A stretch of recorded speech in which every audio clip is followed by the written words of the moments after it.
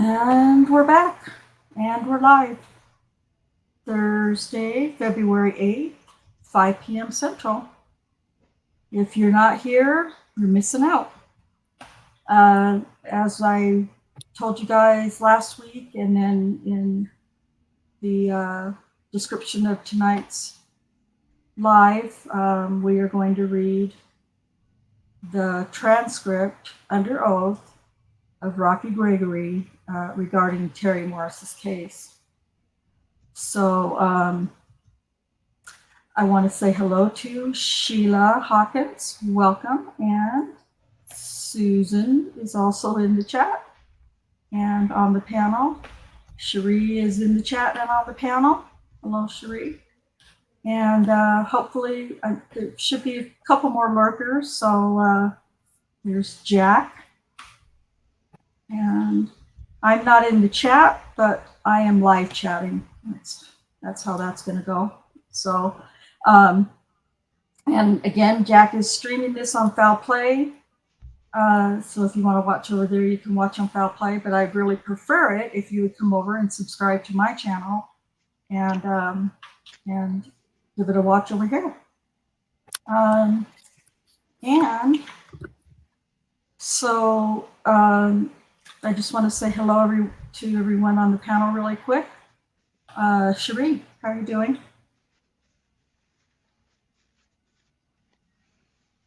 I don't recall.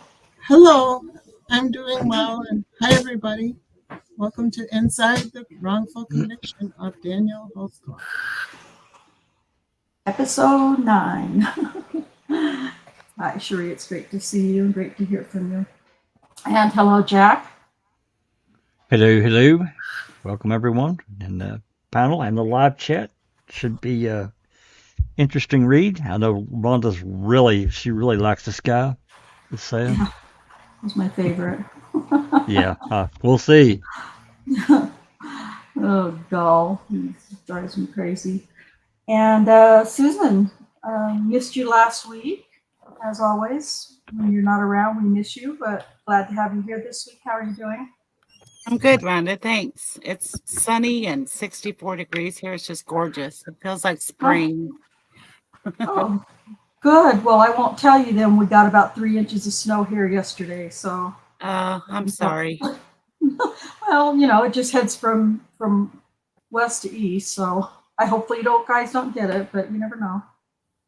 But I do hope it stays warm for you though, because I don't like the cold and the snow either. Yeah. And it's just no fun. And then we also have Kay. How are you doing, Kay? I'm doing all right. I think we beat you, Susan. I think it was 70 here today, but I think it's supposed to snow on Sunday. So. Yeah, our high was 68. It's coming, Kay. It's coming, Kay. I saw a longer term forecast. I mean, it could change, obviously several days away, but they're saying snow for down your way all the way up through New England area. Okay. Well, I'll be watching the Super Bowl, so that'll be all right. Yep. Yeah, me too. Me too. My favorite team growing up was the 49ers. I come from Southern California. And so I love the 49ers. I was a Steve Young fan, of course. And go Chiefs. But yeah,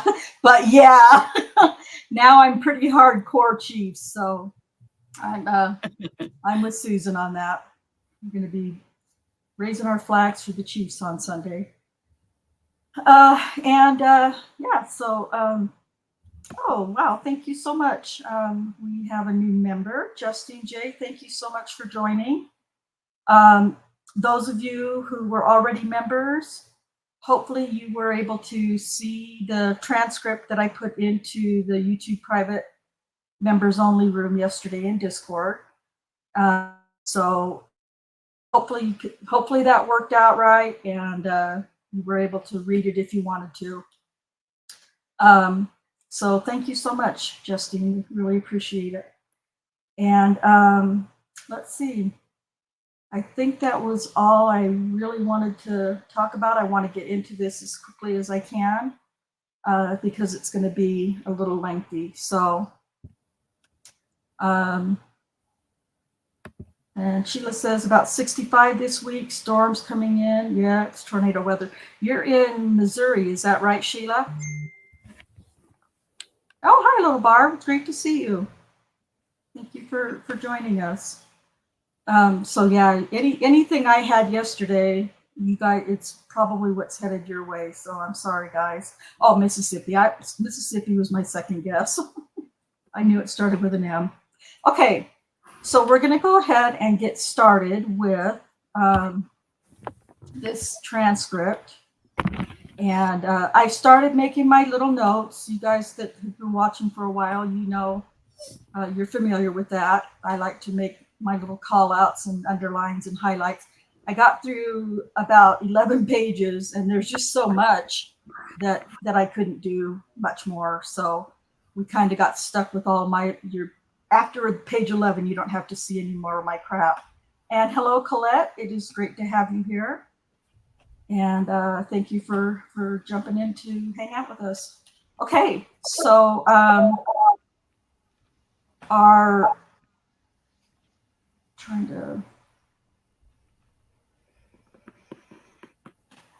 okay, are you guys ready to start reading? Yes. I'm ready. Okay.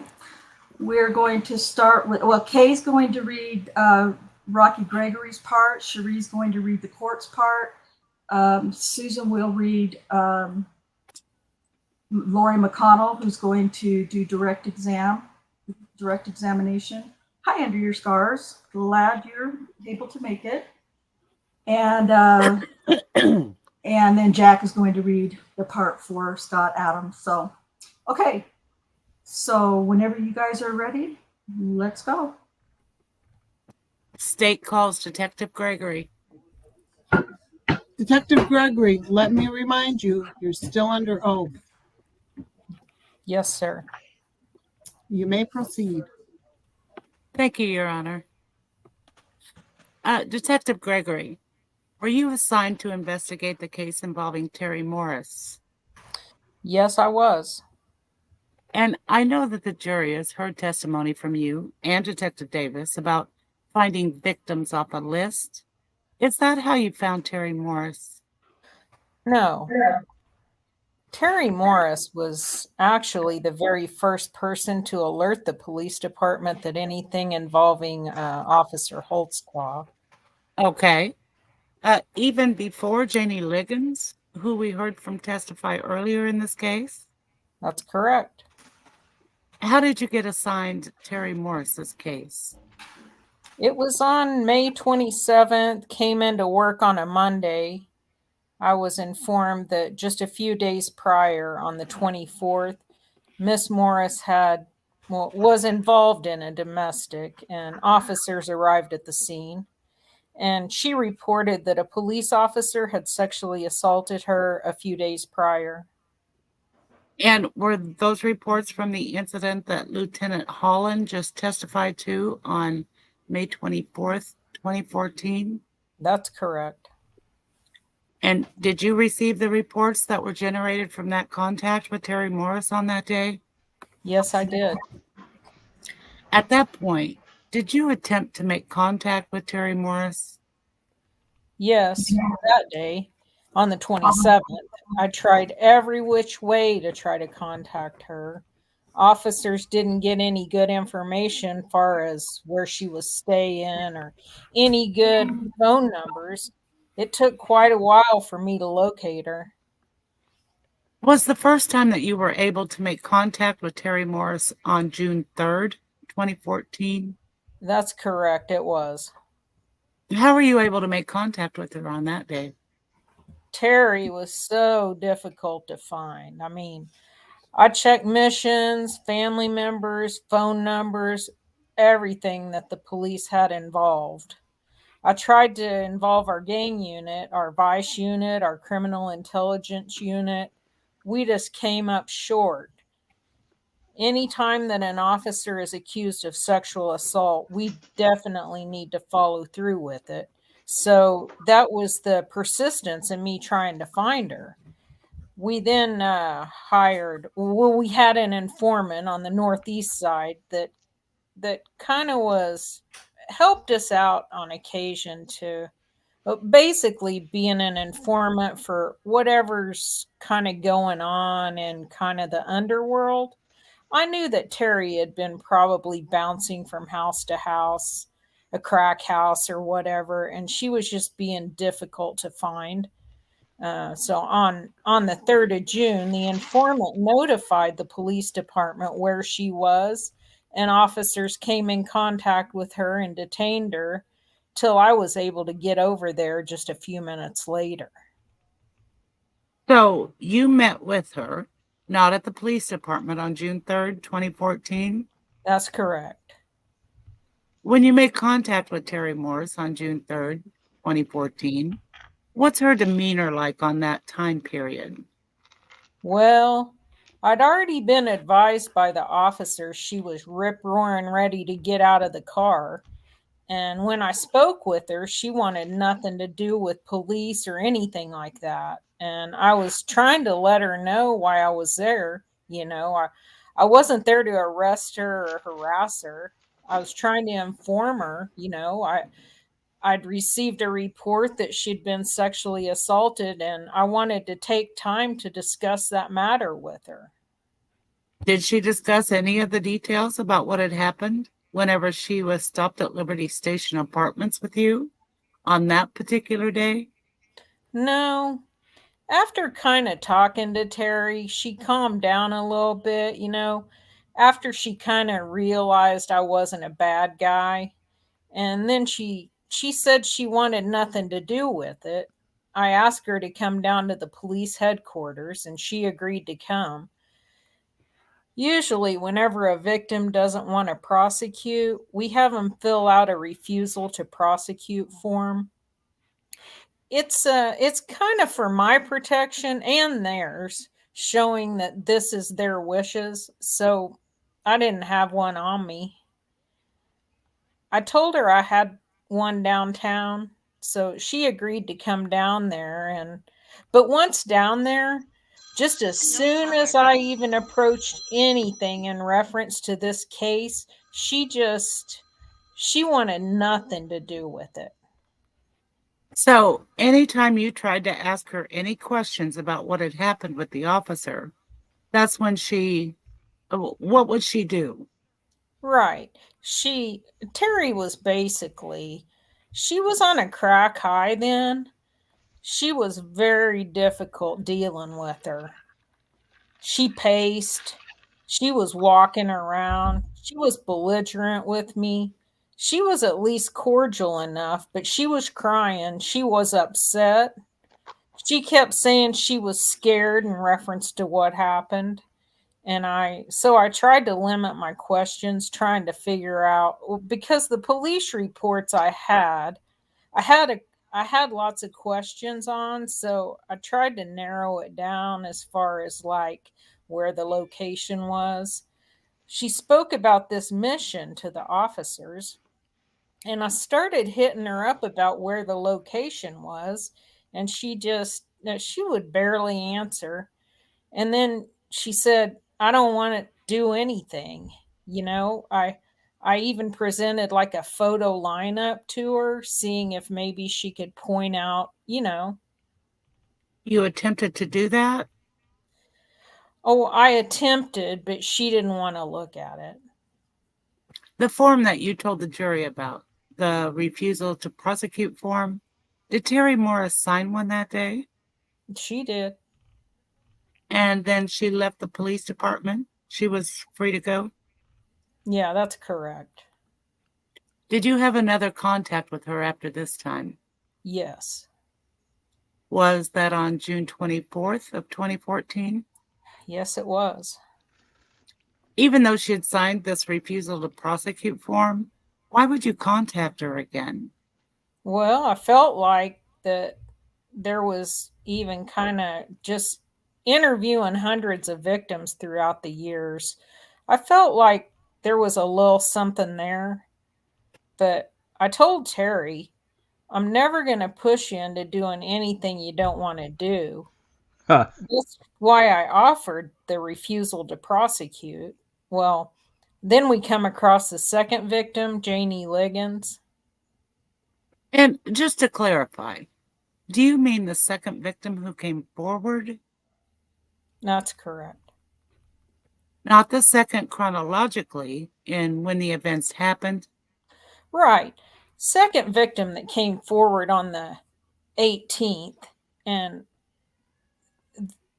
that one was Detective Davis's case.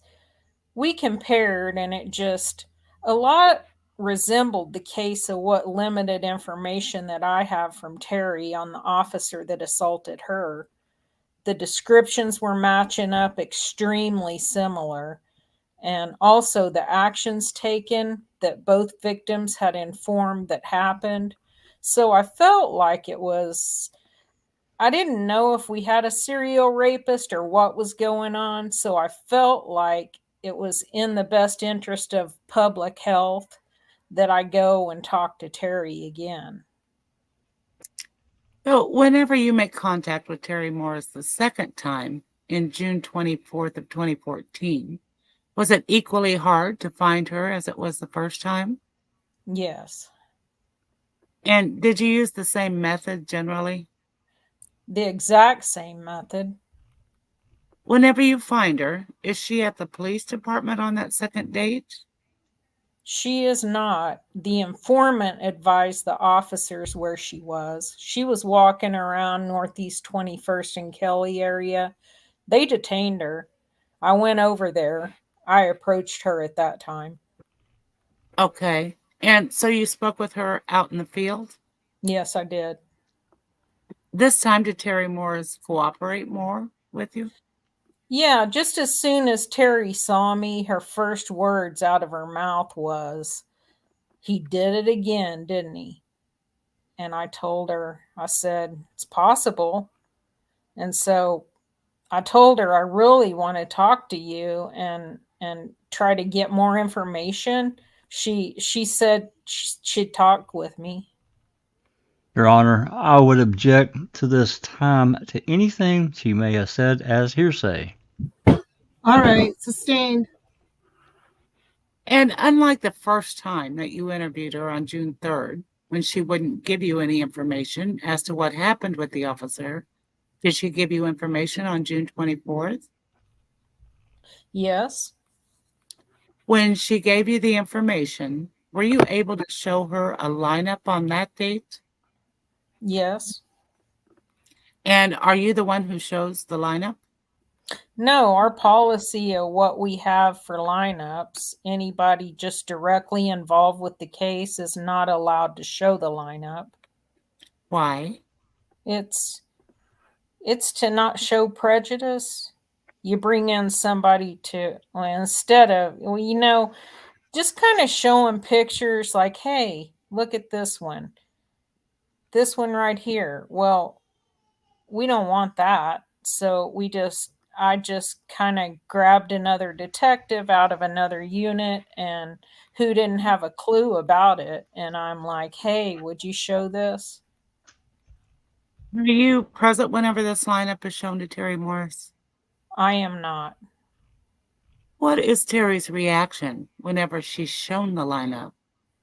Well, I don't know. I wasn't there. I was. Well, let me ask a better question, Detective. Were you there immediately before she was shown the lineup? Yes, I was. And did you instruct her that this officer is going to show you a lineup? Yes, I did. I made introductions. And what was her reaction to that? I think she was hesitant in going through that. I considered Terri kind of on a half crack high for the day. She would be cooperative and she wouldn't. I don't really recall exactly what she said specifically in reference to when I made the introduction. Sure. During this time when you met with Terri Morris on June 24th of 14, does she give you information about having been picked up by this officer at City Rescue Mission?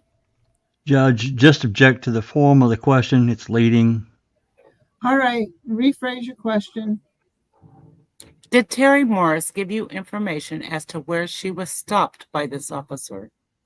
Yes, on this second contact with me, she did advise it was maybe a couple blocks away from the city rescue mission.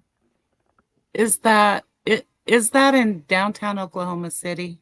Yes, it is. Whenever you spoke with Terri Morris on June 24th, had you pulled the AVL for any contact between Officer Holtzclaw and Terri Morris? Well, not at that time.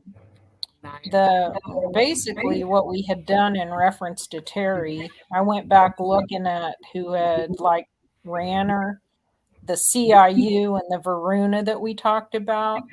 There was a stop on April the 11th by another officer, and then May 8th was the last time she was stopped, and that was Officer Holtzclaw. I had nothing on the time that she was talking about around the 20th or 21st of May. Did you meet with Terri Morris yet a third time? Yes, I did. And was that sometime during July 2014? Yes, it was. What was your purpose in meeting with her at that time? Detective Davis and I knew we had some DNA of an unknown female on the inside of Officer Holtzclaw's pants, and we had not found that subject, that DNA. And at that point in time? At that point in time. So I knew I didn't get an opportunity to ask Terri for her buccal swabs to compare it. And so I had found that Terri was actually in jail at that time. It was July 10th. So I went over there to the county jail just to ask her if I could have buccal swabs. I wasn't going to interview her again. We had already spoke. I knew she didn't really want to press charges. When you went to the jail to get the buccal swabs, did she give them to you voluntarily? Yes, she did. And did you initiate trying to speak with her again about what had happened with this officer on that time? No, I did not. Did she? She did. How did she initiate that?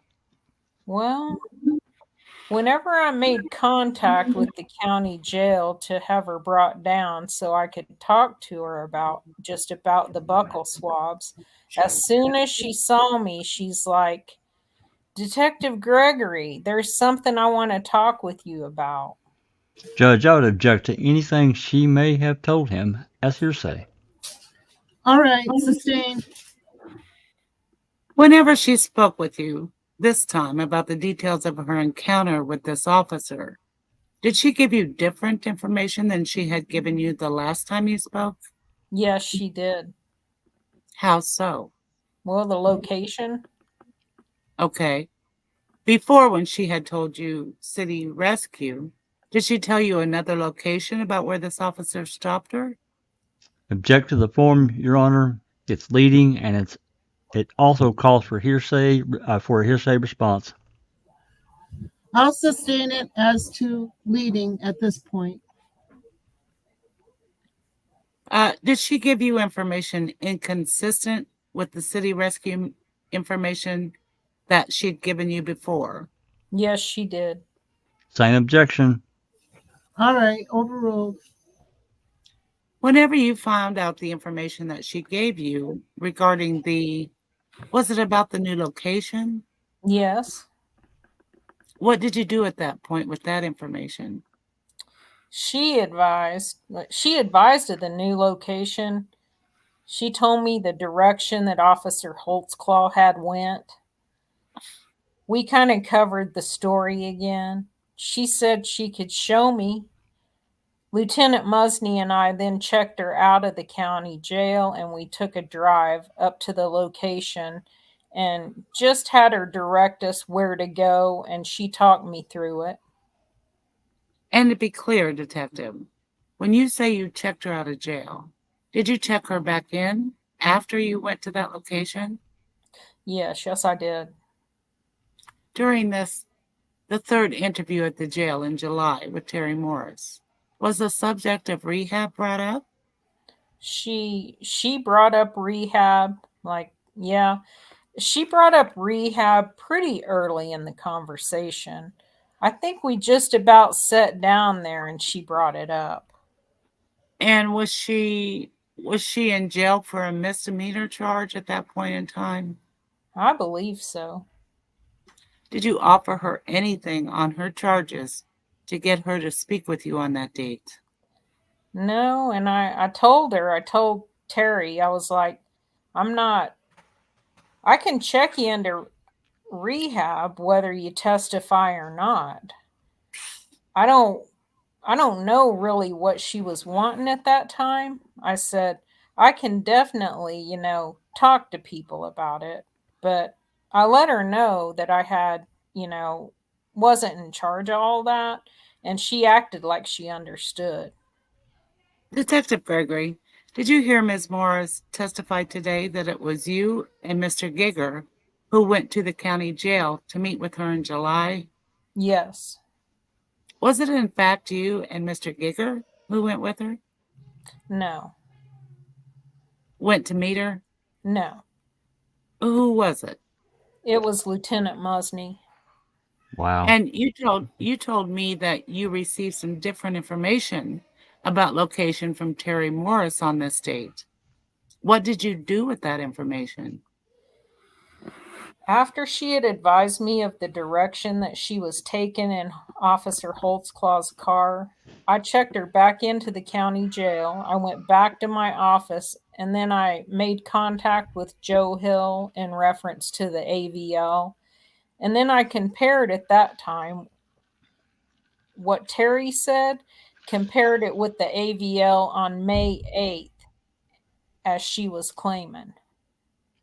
And the information that she gave you on this July 2014 interview, did it seem to match the AVL information that you received from Joe Hill? Yes. Was it concerning to you in your investigation that Ms. Morris had given you incorrect information back in June about where she was picked up? Yes, she lied. And it's always concerning when someone, a victim or suspect or anybody, just lies to you. Was it concerning to you whenever you found that her second story matched with the AVL? No, she explained herself to me. I felt like why she lied to keep it from her boyfriend. And at that time at jail, she'd been in jail for a few days, and I was speaking with kind of clean, no crack Terri. And so I felt like she had a clear mind and things checked out. You told me, Detective Gregory, that you had had the opportunity to pull Varuna and CIU records from the time period for Terri Morris. Yes. May I approach the witness, Your Honor? May approach.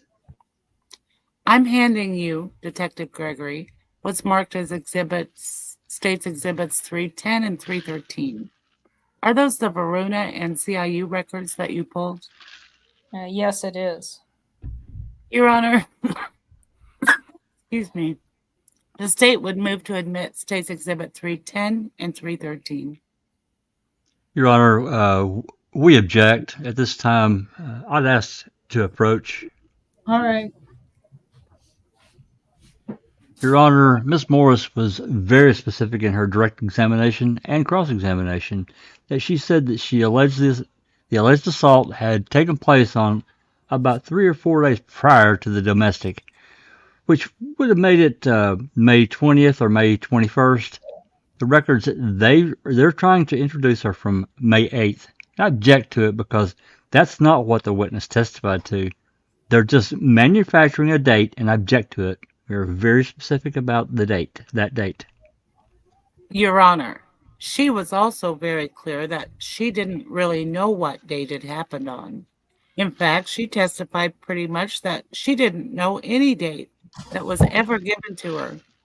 And as an offer of proof, in addition, these documents that I'm seeking to admit now which are CIU and Varuna records, are just showing that Officer Holtzclaw ran Terri Morris in CIU and in Varuna on May 8, 2014.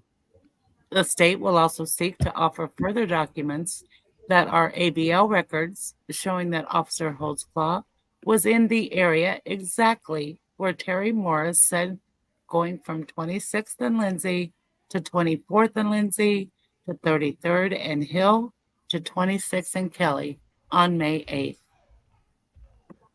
Are these records part of what was stipulated to? For their authenticity, not for their admissibility. Just that they're authentic, but they're not. I never stipulated to their admissibility, or we never would be sitting here having these conferences. It's very important to note that every time Ms. Morris testified, she said it was within 3 or 4 days of the domestic. Then, again, the responding officer to the lieutenant who showed up. I asked her again, was it 3 or 4 days, the 20th, 21st? And she said yes.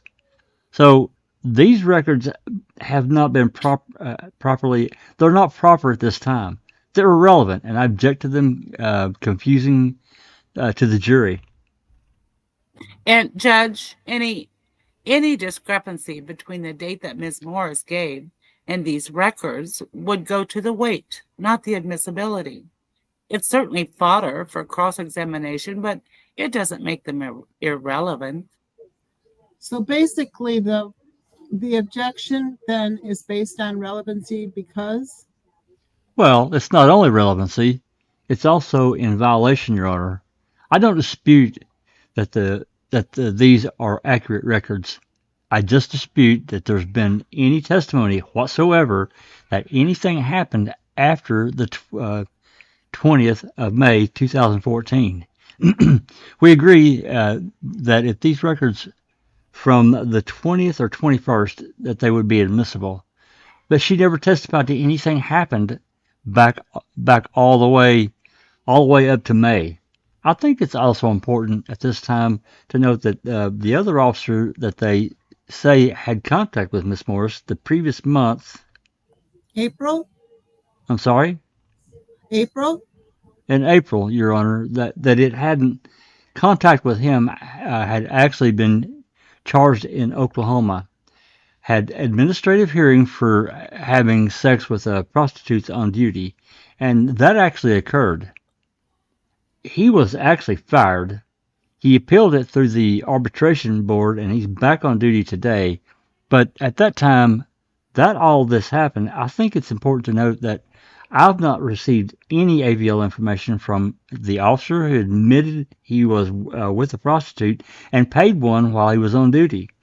And he came into the contact with this exact same lady in a short period of time, too. So I don't know why they can pick Holtzclaw and not pick him, too. So I object. And once again, Judge, I think that that's a proper subject for cross-examination. However, counsel's been on notice since the filing of this information many, many months ago that the date that the state is alleging that this crime happened on was May 8th, 2014. In addition, this officer has testified that on May 8th, 2014, Officer Holtzclaw ran her in the Varuna and CIU systems, which is the closest in time to the date that the victim has said she thought it might have happened. Although, in addition to the fact that she testified today that she thinks it might have been 3 or 4 days prior to that domestic, she's also been clear several times that, quote, I don't know. I just know it happened sometime in May 2014, end quote. And all the arguments that counsel's made, once again, go to the weight of the evidence, not the admissibility. I disagree, Your Honor. To be admissible, admissible has to be evidence that a crime was committed on that day. There is zero evidence that a crime was committed on that day, at that day. The very best evidence that we have is that from the 25th back to the 20th, The 21st of May is all that the witness ever testified to, and all these other documents are just confusing to the jury, and I object to it. Well, she clearly testified that she wasn't sure about the dates, and she clearly testified it was about 3 days before she had the domestic situation. I'm going to overrule your objection because we've got a stipulation that the documents are what they are. I think that under a relevancy issue that these documents may have a tendency to prove a matter that is in dispute of this issue. And I know the charging document, the information, which I recognize is not evidence, but it does put the defendant on notice that it was the May 8th, I believe, situation. All right, States Exhibit 310 and 313 will be admitted. May I publish, Your Honor? You may. Detective, I'm showing you what's marked as States Exhibit 310. Is this the CIU sheet? Yes, it is. And specifically, do we see Officer Holtzclaw, 2 Charlie 45, ran Terri Morris? Yes.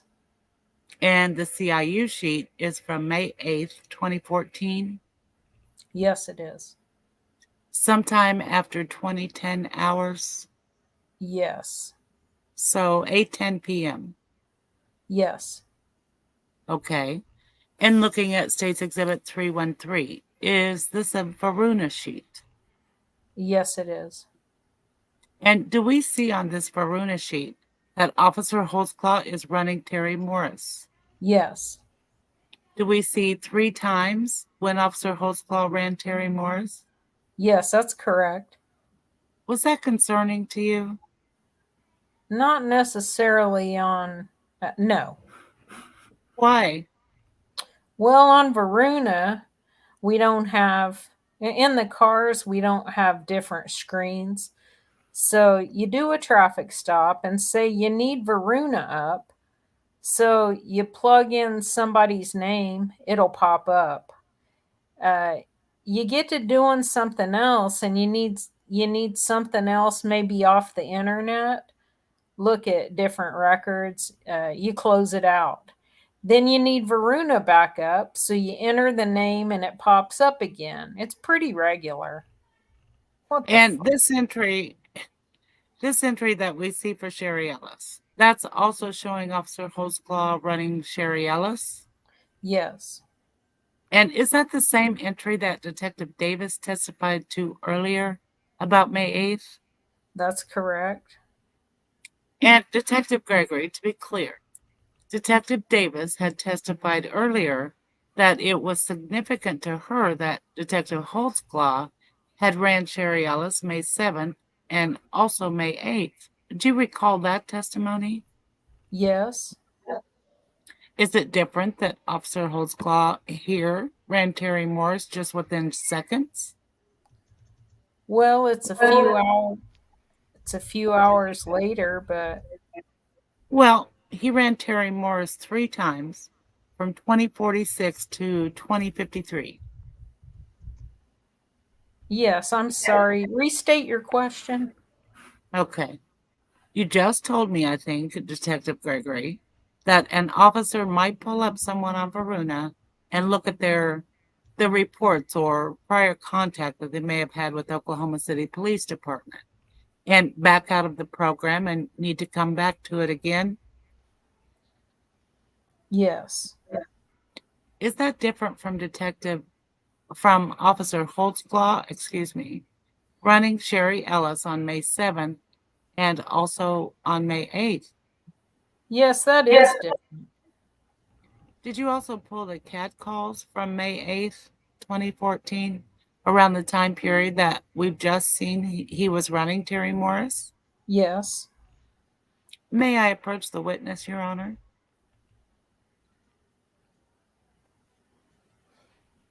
You may. I'm handing you States Exhibit 311 and 312. If you'll take a look at those and tell me if you recognize them. Yes, I do. Are those the CAD calls that you pulled for May 8th for Officer Holtzclaw? That's correct. Your Honor, the state moves to admit State's Exhibits 311 and 312. Your Honor, same objection I had to the previous exhibits. All right, overruled. State's Exhibit 311 and 312 will be admitted. Thank you, Your Honor. Showing you Detective Gregory, State's Exhibit 311. Is that a CAD call from May 8th, 2014? Yes. And the 2031, would that be 8:31 in the evening? Yes. And specifically, what location is Officer Holtzclaw putting himself out at? Liberty Station. Excuse me. In your investigation, were you able to determine whether Officer Holtzclaw was at Liberty Station and with another subject beside Terri Morris? Yes. Was that Cody Nichols? Yes. Okay. And so we've seen on Exhibit 310, him also running Cody Nichols on CIU. Yes. And we see on State's Exhibit 313, him also running Cody Nichols on Varuna. Yes. What was your point in getting the CAD call for the call out for Cody Nichols? Officer Holtzclaw shows himself out on traffic stop at 8:31 in Liberty Station. And then there's a new CAD call, like back to back at the same time, same location. So I wanted both calls. I was in reference, I believe, to the traffic stop involving Cody Nichols going out on that subject, and then with Terri shortly thereafter at 2046. It was just back to back stops. Okay. So we saw that CAD call started around 8:31. What time was it closed out, Detective Gregory? 2046. Okay.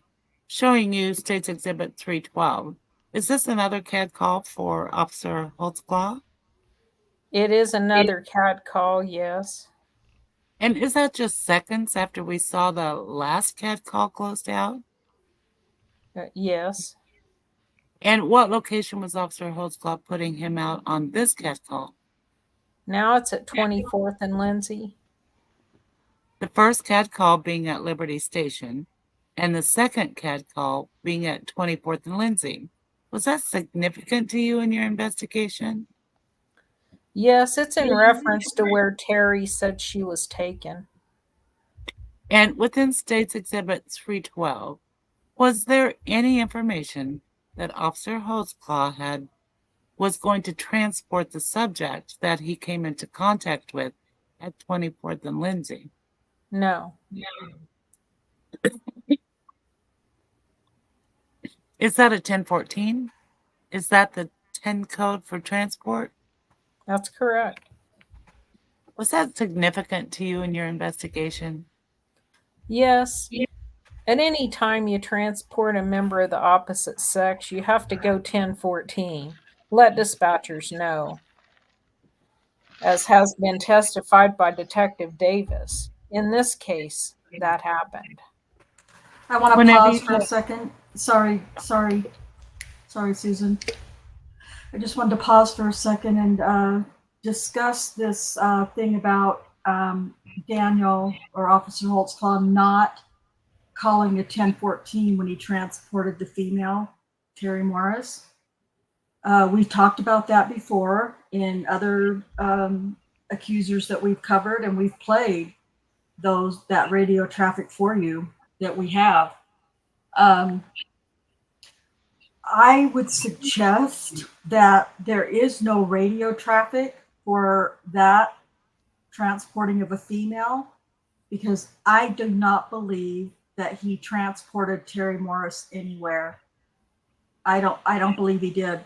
And it's We only have her saying that, right?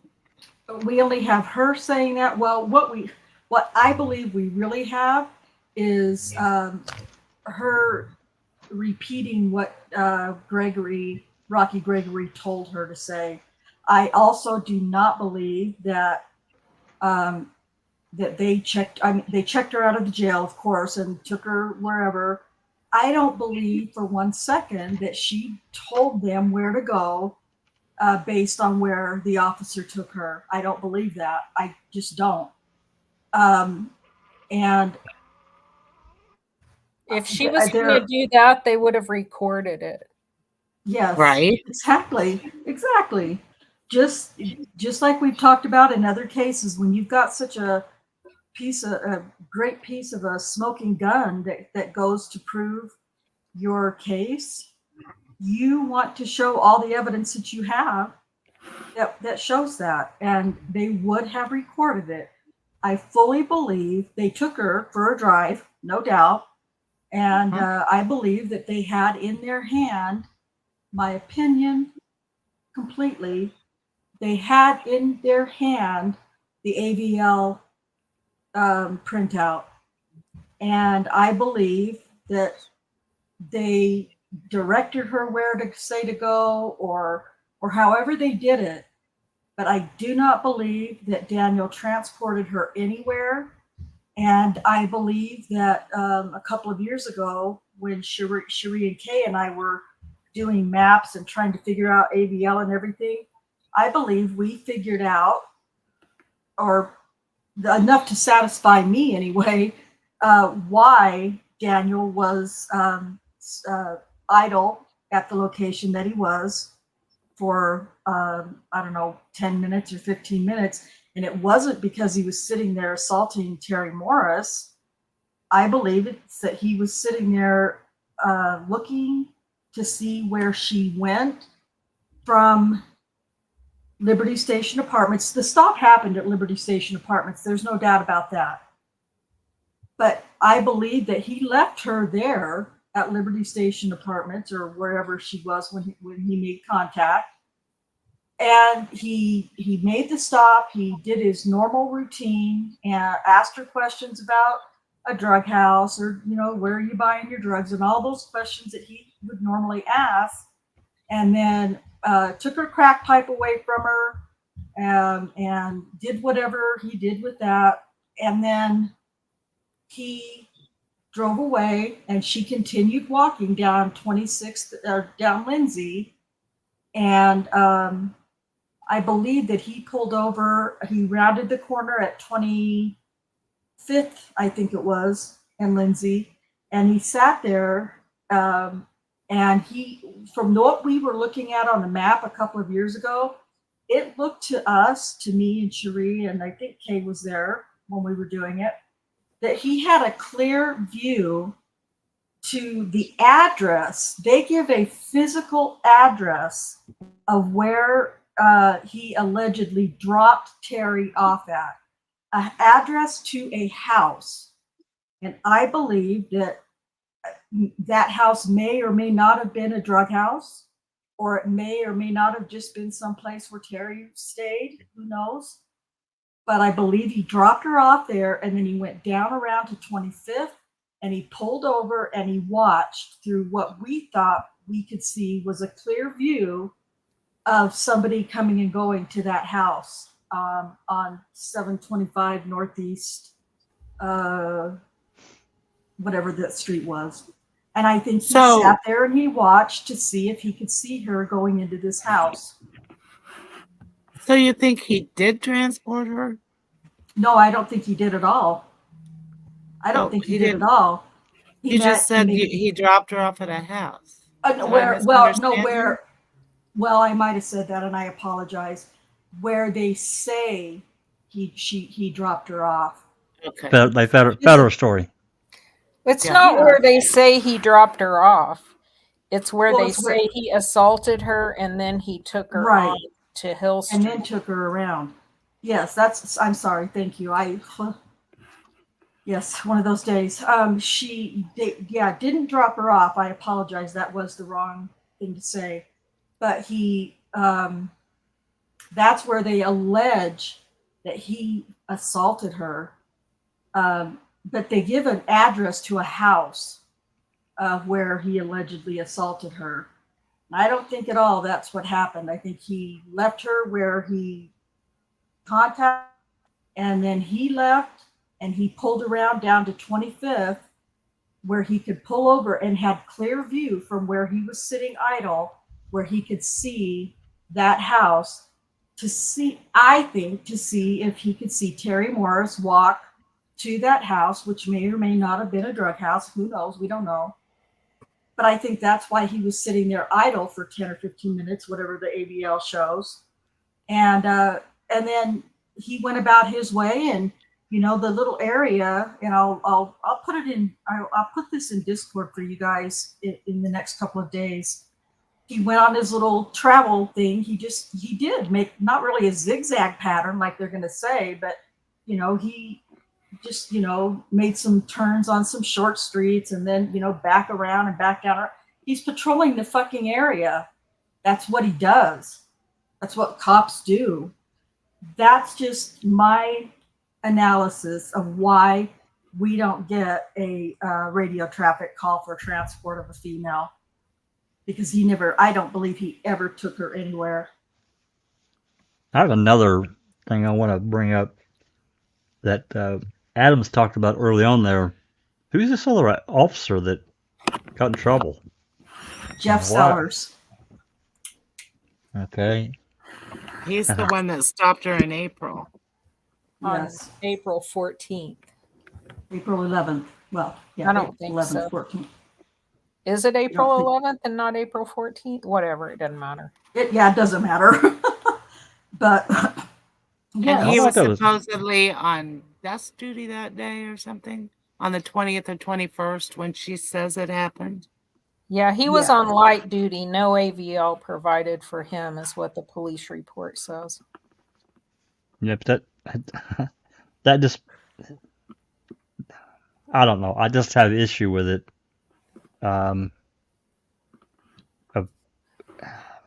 Yeah. Well, and I mean, I just have issue with it. There's just and all rightfully kinds of things. so. There's just all kinds of things that pop in my head when I'm hearing about another guy that he's gotten in trouble messing around with some prostitutes, and we've got all these problems going on. We got misidentifications. We got all kinds of other. Anyway, just thought I'd bring it up. Well, yeah, that's exactly right. I mean, it shows that they had tunnel vision from the very beginning. No doubt. Yes. Because they Absolutely. had, you know, when Christopher Shelton, her boyfriend, ex-boyfriend at that time, on May 24th, when he called 911 because Terri was tearing up his car. Oh my God, my brain. What was I going to talk about? Oh my gosh. Oh, Jeez. good. Not just, it's not just me. Oh, I gotcha. Okay, so she, in that 911 call, she says, once she realizes that he called the police on her and she's going to get arrested, he says, "You called the same MFers that raped me?" So when the police show up, that's what they're keyed in on, because that's recorded. That's documented and recorded. They have to address it. So she gives her same city rescue mission story to 3 different officers on the scene that night, points out the old model police car, which Holtzclaw didn't drive, and doesn't identify Holtzclaw, an unknown officer. So when Rocky gets back on Tuesday, not Monday, as he testifies to, because this is a holiday weekend, this is Memorial Day weekend. Right. So on Tuesday, they check to see who the last officers are that had contact with her, and Holtzclaw was the May 8th, and Sellers was April 11th, you guys are saying? 11th, 14th, whatever. And they looked at AVL around the city rescue mission where her story was at that time, and they cleared both of those officers.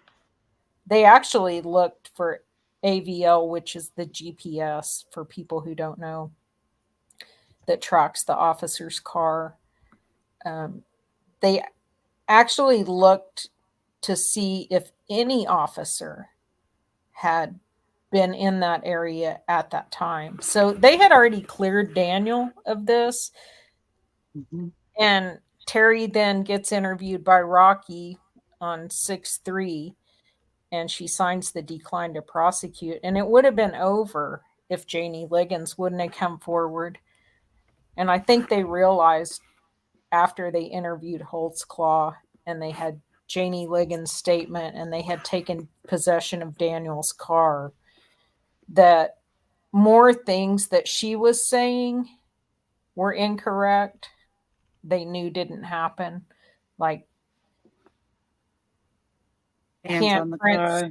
handprints on the car, his handprints in a specific place, her handprints in a specific place, things like that. So I think they were already starting to freak out a little bit about how they were going to handle this deal. And, you know, Rocky says Rob High, his partner, is the one that said, "You had that one old gal. Maybe that could be something." And Rocky's saying that's the reason he got his file out and went in with Kim to interview Holtzclaw and ask him about Terri Morris. Anyway, that's a long way off the track, I guess. No, that's right. That's right on track. I mean, it's all part of this Terri Yeah. Morris story and Gregory and, you know, how they went about doing this. So I think it's important. It is important. Every single aspect of the Terri Morris case is absolutely important because, like Kay said many times, without Terri Morris, you know, what were they going to do? They didn't have anybody to match the DNA. Although I think had they not had Terri Morris, I think they might have used their brain and worked backwards from Janie Liggins to Kayla Lyles to Adara Gardner, but they didn't do that. Instead, they had, you know, they needed now that they got Terri Morris to change her whole story. Well, not her whole story, because Terri Morris, she maintains a different route, but she doesn't ever really say, yes, it happened on May 8th. She still testifies that it was 3 or 4 days after the 911 call event. Yeah. Before. Before. And she really maintained that May 20th or May 21st date really pretty much throughout her whole case. Still here at trial, right? Yes. Yeah. Yes. And that's why Adams is so adamant about this date. And, you know, someday when we're able to share depositions, she does the same. She still maintains May 20th or 21st in her deposition, but now she's convinced that it was Daniel Holtzclaw that did it. But she really never commits to, she never really committed to May 8th at all, as far as I can recall. And we know that it had to be out of those two dates. It would have had to be May 21st because she was in treatment at that time. Mm-hmm. She was staying at the city rescue mission. Right. And going to treatment at somewhere right there. I can't remember the name of it. Jesus House or something. Yeah. Mm-hmm. And so on the 20th, she was at the city rescue mission at night. She did spend the night there. On the 21st, she did not. And she testifies that after she was assaulted, she did not go back to the city rescue mission. Yep. I'll tell you what I think happened. I think Sellers was driving around without his ABL on. Listen, very possibly. I've had that thought many times. He was on light duty, and whether he was supposed to be on the road or not, I think he was, and I think he didn't have his system on, at least for Terri Morris's assault. Yeah. And he drove a black and white, right? I don't know. Probably. I believe he did. I mean, getting fired and then having to be the police department being forced to take him back through arbitration. I don't think he would have been high on the list for a new car. Yeah. Right. I mean, here's the thing. I have no idea. I don't know which way Terri took off walking after they departed.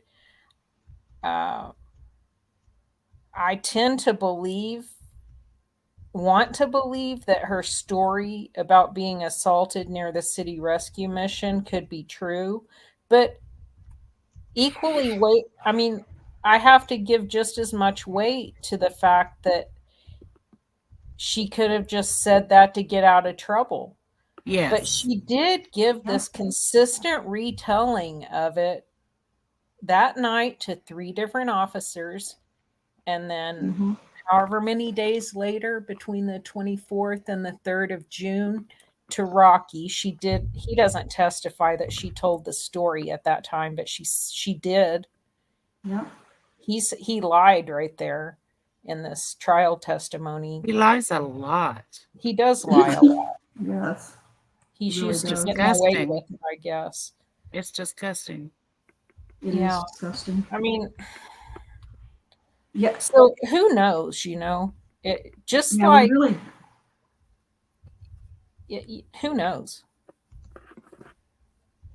Yeah, and we don't know, and I don't know if we ever will know, but when you're trying to work things out and put pieces together, I feel like what little bit we've managed to put together based on everything she said in every recorded interview, and the way she testified at the preliminary and at her trial, and then those later in her deposition, even to still have maintained those key points, I think are, even for somebody who's on a half crack high, whatever the fuck that means, a half crack high, what the hell?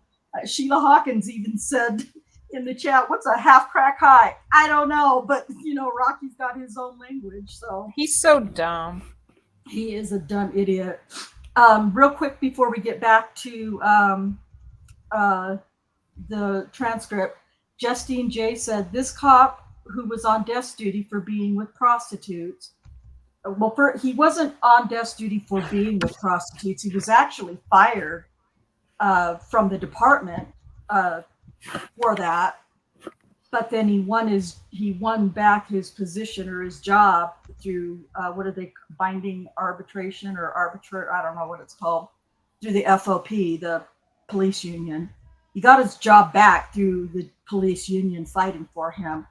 So he was back on the force. He was on light duty, and we never have known why, but he was on light duty. And so then the question goes on, has he been in contact with other women who have made accusations against Holtzclaw? That we don't know. That's the other thing too. We don't have reports or AVL for any other officer, any other possibility other than Daniel. Because they only investigated Daniel. They didn't investigate any other officer. The most that they investigated him was checking his AVL for May 20th and 21st after Gregory talked to Terri Morris on June 3rd. Do we know what shift Sellers was working that day? I think the same I believe shift. he worked. Yeah, I believe he worked the same shift as Daniel, if I'm not mistaken. I'm pretty sure he did. But we can look at a lineup. That's easy enough. Man, I hate to blame people. I mean, I do too. I'm not trying to blame though, Kay. I'm trying to put together pieces that make sense to me. Yeah, I mean, it's definitely something that should have been investigated. But if he's innocent of sexual assault, I mean, sexual assault is I mean, it's not too far different than paying prostitutes for sex, but especially when you're on duty Yeah, wearing in the uniform. yeah, that's pretty much an Yeah. abuse of your power no matter Yes. what. But Well, I and don't know. also, Kay, remember, first of all, if you try to look up anything about Jeff Sellers in Oklahoma City, it's very, very difficult to find any information about him and that and his termination and all that other stuff. Very difficult to find out any information. Number one. Maybe Number he two. Go ahead. Maybe he got in touch with 1-800-scrubmeofftheweb.com. Yep. Possibly, because it's, I mean, I seriously spent at least one whole entire day trying to find stuff about Jeff Sellers, and I couldn't. Is I he just still couldn't find employed there? Is he still Yes. a cop? As far as I know. You did find a picture, or didn't you? I did that? find him on Facebook through his wife's Facebook, I think. So that's why I have pictures of Jeff Sellers. But also, there was going to be a second point to the whole thing about him being scrubbed. Anyway. Oh, sorry. No, it's not your fault. Oh, yeah, it definitely is. My mind is not very, I'm having a hard time staying on track as it is. So, but anyway, he doesn't really fit the description that Terri Morris gave in that sense. And he actually doesn't even really fit the description of any of the accusers, honestly, except, even though we know it's not possible, the only one that he could have fit the description was Janie Liggins because of the blonde hair. But we know that it was Daniel that had stopped Janie Liggins. So, that lets that out too. But how great is your description going to be when you're fully high on crack? Or even even a half crack high. It's just a half crack. Half crack high? I'm not sure what that is. Maybe just one butt cheek instead of both. Crack that day. She could have been full crack on. It could have been a full crack high. I don't know. Anyway, I apologize. Because this is so long, I didn't really mean to drag it out too much, but really it's so important if to remind everybody, even if you've listened to all the prior Terri Morris episodes, it's so important to know some of these smaller details. And again, I'm just full crack on Sheila. And how funny. And how Gregory is testifying here. Yes. Yeah. And I agree with Scott Adams had a good argument in his objection. That is not what Terri Morris testified to. That's right. That they are making it her testimony. They're just making shit up. Yeah, and fuck Judge Henderson for overruling his objections. Yeah, I agree. Because to me, it was clear. I think that Scott Adams had completely legitimate objections. And it's no mistake that Henderson was assigned to this case. It's no mistake. Henderson is a dirty, corrupt dog. And they put him on this case because he's in the chain. He's in the chain from the tip to the tail of people who can make this happen. And since that has happened, there have been so many other red flags on other cases that it's frightening. You see all the same players over and over again. You see that these are the corrupt people. Why do they always keep appearing together? Yeah. I was trying to find my picture. Well, it's not my picture, but there was a, here it is. Let's see if I can hurry and pull this up. Because I think it's hysterical. I think it's funny.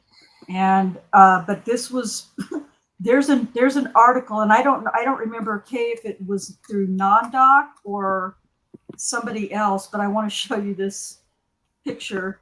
There's a reason, like Kay said, there's a reason why they put Henderson on this case, and it is because he is a part of this. Hey, while you're pulling that up, I want to make another point before we get back to reading. And I'll be right back, okay?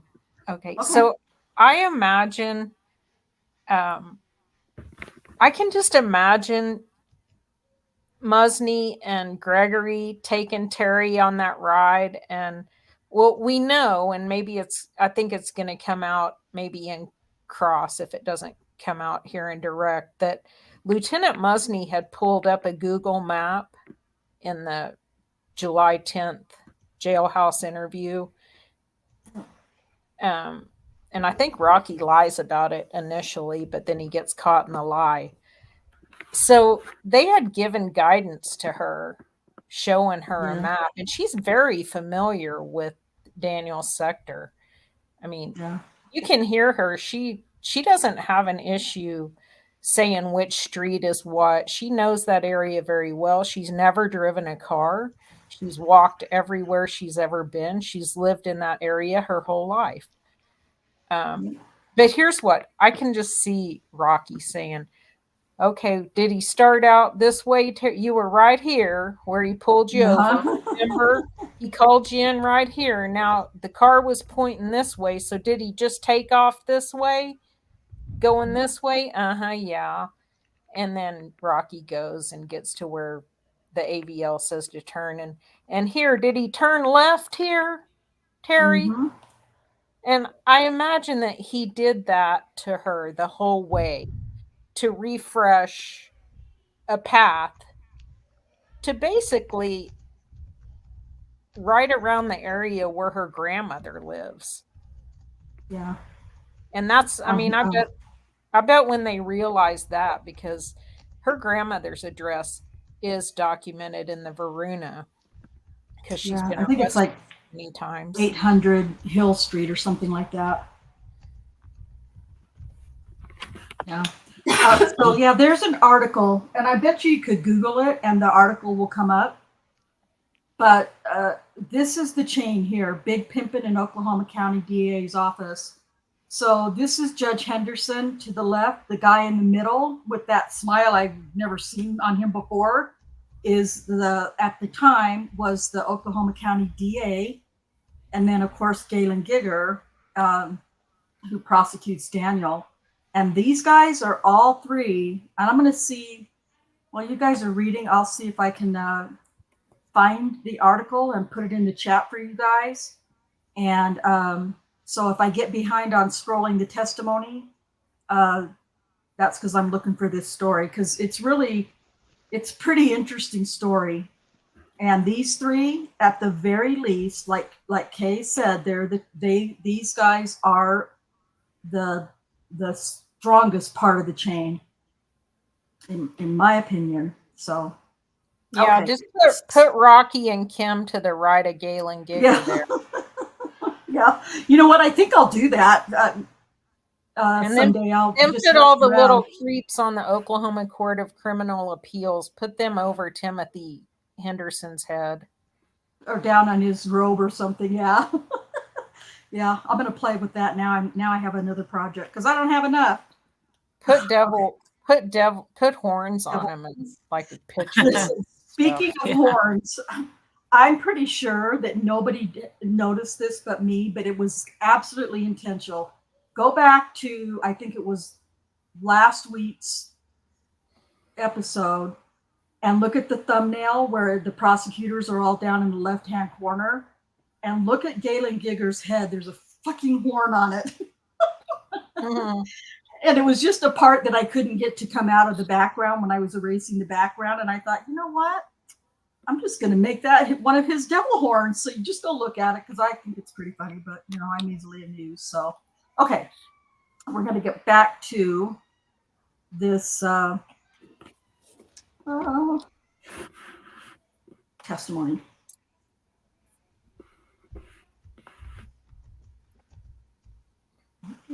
Are we line 24? I think so. I think so. Yes. Whenever you told me earlier, Detective Gregory, that you'd gone out to the scene with Terri Morris after you had checked her out of jail on July 2014, do you remember telling me that? Yes. What area specifically did you go to on that date? Well, we went to Liberty Station. We just kind of so I could kind of have a reference to how things began, so he could have a reference to start. Right. And then she noted where she was picked up at right outside on Lindsay, right to the west of Liberty Station Apartments. And then I just had her direct me where she was taken. She thought she was taken, and she took me around the corner to about 725 Northeast 24th. That's an empty lot there. It's over by the History Museum, and that's where she just directed me exactly. Was like, well, stop here. This is where he stopped. And then she kind of ran through what took place there as far as the sexual assault, and then she directed me to the next area down, how he exited 24th and Lindsay. Were photographs taken of these areas that Terri Morris showed you? Yes. May I approach the witness? May approach. I'm handing you, Detective, State's Exhibits 300, 301, 302, 303, and 304. If you'll take a brief look at those and tell me if you recognize them. Yes, these are photographs I took at the scene. Of the places where Terri Morris described you? That's correct. Your Honor, the state moves to admit State's Exhibits 300 through 304. Your Honor, may I approach? Your Honor, may I approach? Sorry. Your Honor, may I approach? I got another effing issue to discuss. Okay, come on up.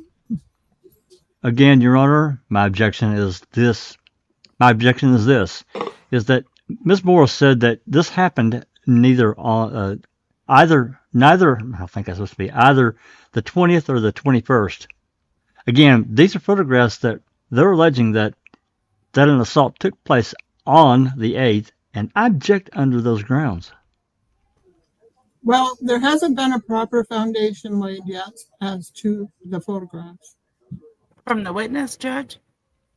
And to be clear, Judge, the state's exhibits that are previously admitted with Terri Morris, and I'll establish that through this witness, were taken at the same time period. But I can lay more foundation. Okay. Detective Gregory, I'm showing you what's already been admitted as State's Exhibit 298. What are we looking at there? You're looking east from Lindsay toward Liberty Station Apartments. Is that at 26 and Lindsay? Yes. Okay. And is this the area that you indicated that Terri Morris had told you she was first picked up by Officer Holtzclaw? Mr. Adams? Oh, sorry. 11. Line 11? Judge, I'm going to object to the form as leading. Also calls for hearsay response. Sustained. Detective Gregory, what's the significance of Liberty Station Apartments in your investigation involving Terri Morris?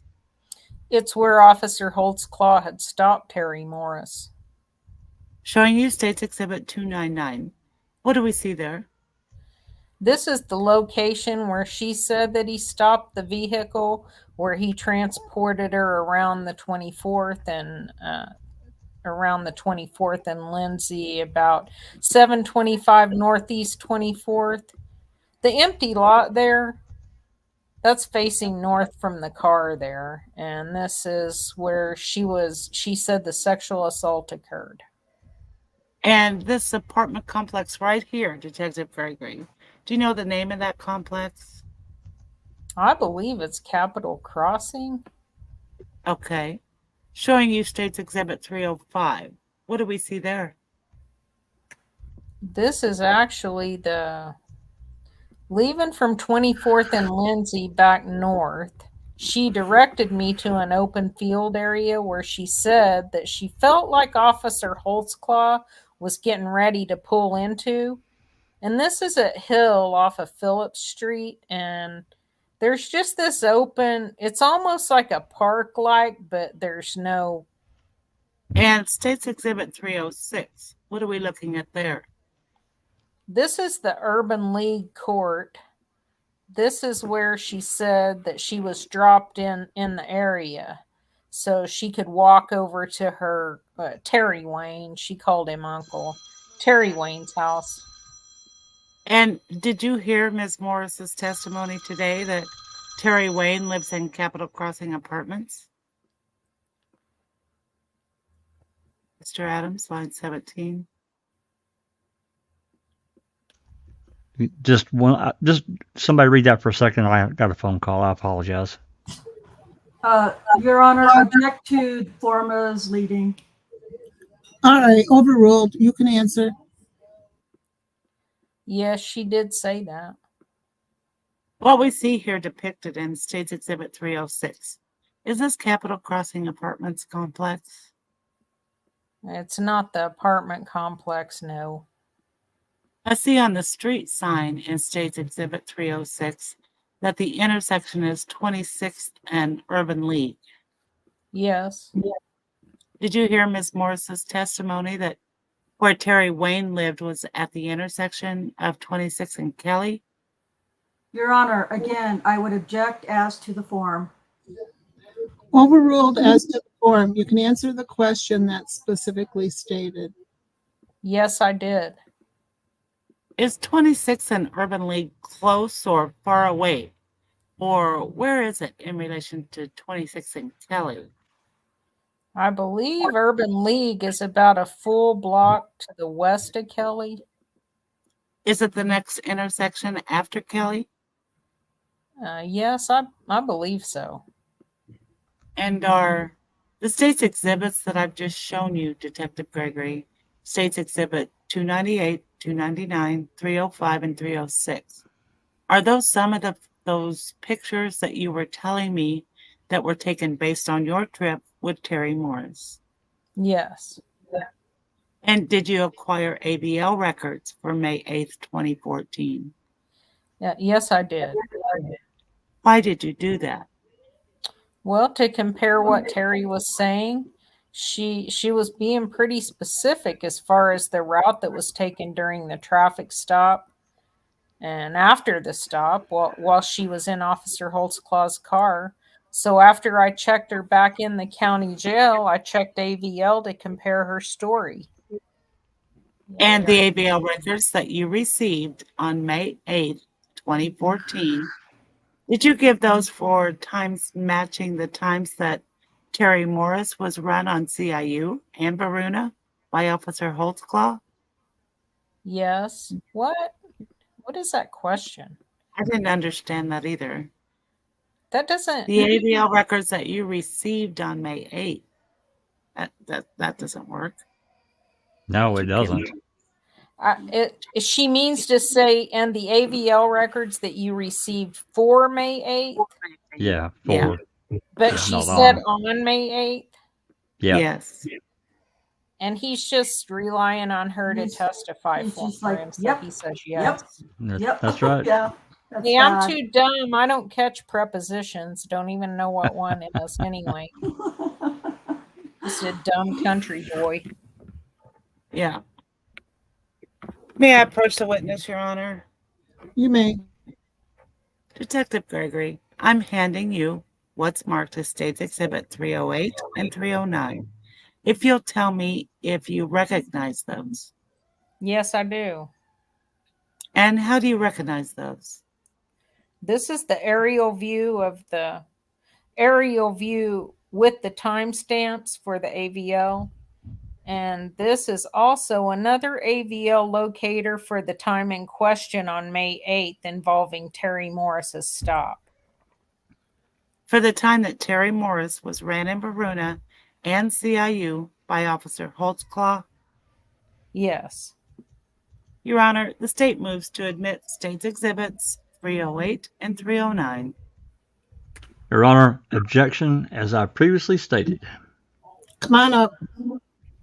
309 is the ABL. 308 and 309 are both ABL records. Let me see them. 308 is the speeds around the 24th and Lindsay area. Okay. 309 represents the entire ABL without speeds. Can we see the speeds where they dropped her off, supposedly? Oh, never mind. That's not in here. It's the court, line 15. I was just trying to find it. Sorry. Do you have any idea when this photo was taken or anything? It's not a photo, Judge. It's an ABL record. It's the records that go On top of a photo, right? Of an aerial view? correct. Just as we have ABL records on all the other cases or all the other investigations regarding the other victims. Well, is this aerial view, does it depict what the area looked like on May 8th, or is this some other time, or do we have any idea? I can ask him, Judge. Hmm. Have you been to the 24th and Lindsay area and all the areas that you visited with Terri Morris close in time to May 2014? Let me ask a better question, Detective. The ABL records that you pulled for Officer Holtzclaw on May 8th of 2014, around the times that he ran Terri Morris on CIU and Varuna, were there certain aerial photographs that you acquired with respect to that ABL data? Yes. During your time as an Oklahoma City police officer, have you had opportunities to be around the 24th and Lindsay area, the 26th and Lindsay area, the 33rd and Phillips area, and the 26th and Kelly area that you've talked about today? Yes. The aerial photographs that I just showed you in State's Exhibit 308, is that similar to how you know it appeared in May of 2014? That's correct. Your Honor, the state would move to admit State's Exhibits 308 and 309. Object, Your Honor.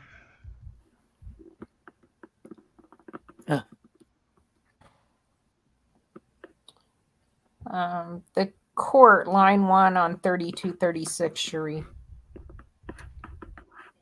Oh, I just read it. I guess I must have been muted. All right. Okay. State's Exhibit number 308 and 309 will be admitted.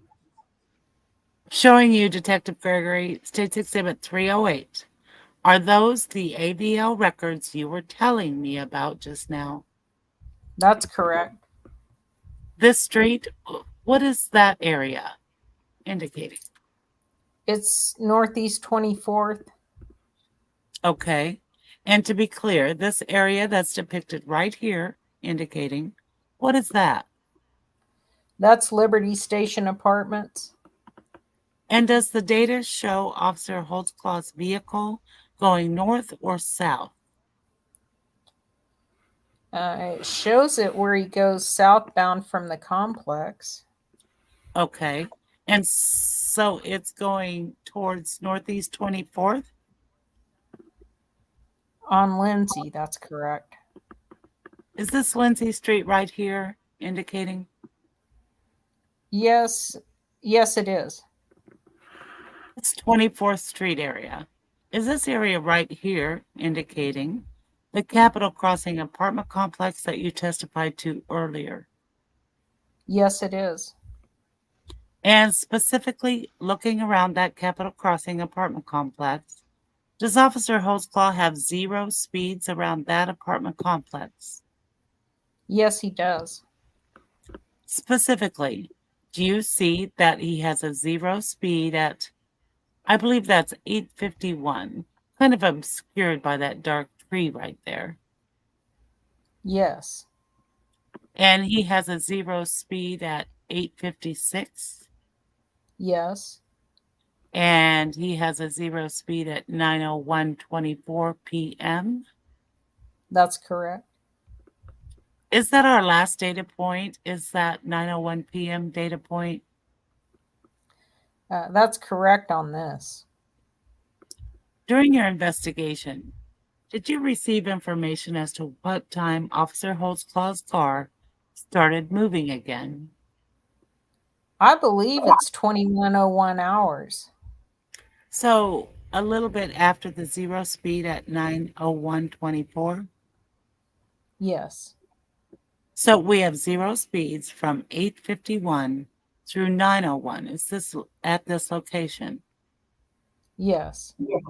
Was that significant to you in your investigation? Yes. Why? Well, because that's where Terry said that the assault took place at that location. I wish we had that recording of that car ride so we could believe him. Yeah. Wouldn't know that be nice? And I'm showing you State's Exhibit 309. What are we looking at there, Detective? That's the AVL again, that aerial view. And is this one showing a wider area than is depicted in State's Exhibit 308? Yes. Is this the 26th and Lindsay area for Liberty Station Apartments that I have my pen at? Yes. Can she lead him? Can she lead him anymore? Why don't she I just know. testify? It's Yeah. terrible. She can, and she is, and she will. Yeah. Yeah. And is this 24th and Lindsay? Yes. The 33rd and Hill. Well, did you hear Terri Morris testify today that Officer Holtzclaw had kind of turned his wheel somewhere around the 33rd and Hill or 32nd and Hill area? Yes. Based on this ABL record, were you able to corroborate that or not corroborate that? Partially. There was a time lapse of about a minute there. I didn't get a 0 speed, but there is a time. Yes, he slowed down. And the 33rd and Hill area, would that be this area where I'm pointing my pen at? Yes. Was that significant to you in your investigation? Yes. Why? Well, it's again corroborated Terry's story. She'd only sake. know that she'd only know that he did that just being in the car. And then did you also hear Ms. Morris testify today that Officer Holtzclaw dropped her off at Terry Wayne's house around the 26th and Kelly area? Yes. And were you able to corroborate that based on Officer Holtzclaw's AVL data? On that one, no. I did not come across any 0 speeds around close to that location. So you couldn't see him stopping his car at 26th and Kelly? Right. Did you see him, however, drive past the 26th and Kelly area? Yeah, he drove right past it and he threw her out the window. Yep. Oh, wait. He drove right past. Is that in this area indicating? Yes, it's a block away from Urban League. Based on your investigation, what is the only way Terri Morris would have known about the path of Officer Holtzclaw's vehicle? Oh God. Being in the car. See, You these telling are me some about these are Being some in the car with 1.5 you? brain cell firing people, if that's the only thing they can come up with. That's the only way she could have known. How about if Yeah. you guys showed her the AVL map? Could that also Yeah. be a possibility? Absolutely. How about being in the car, but with Gregory showing her the way? Mhm. Right.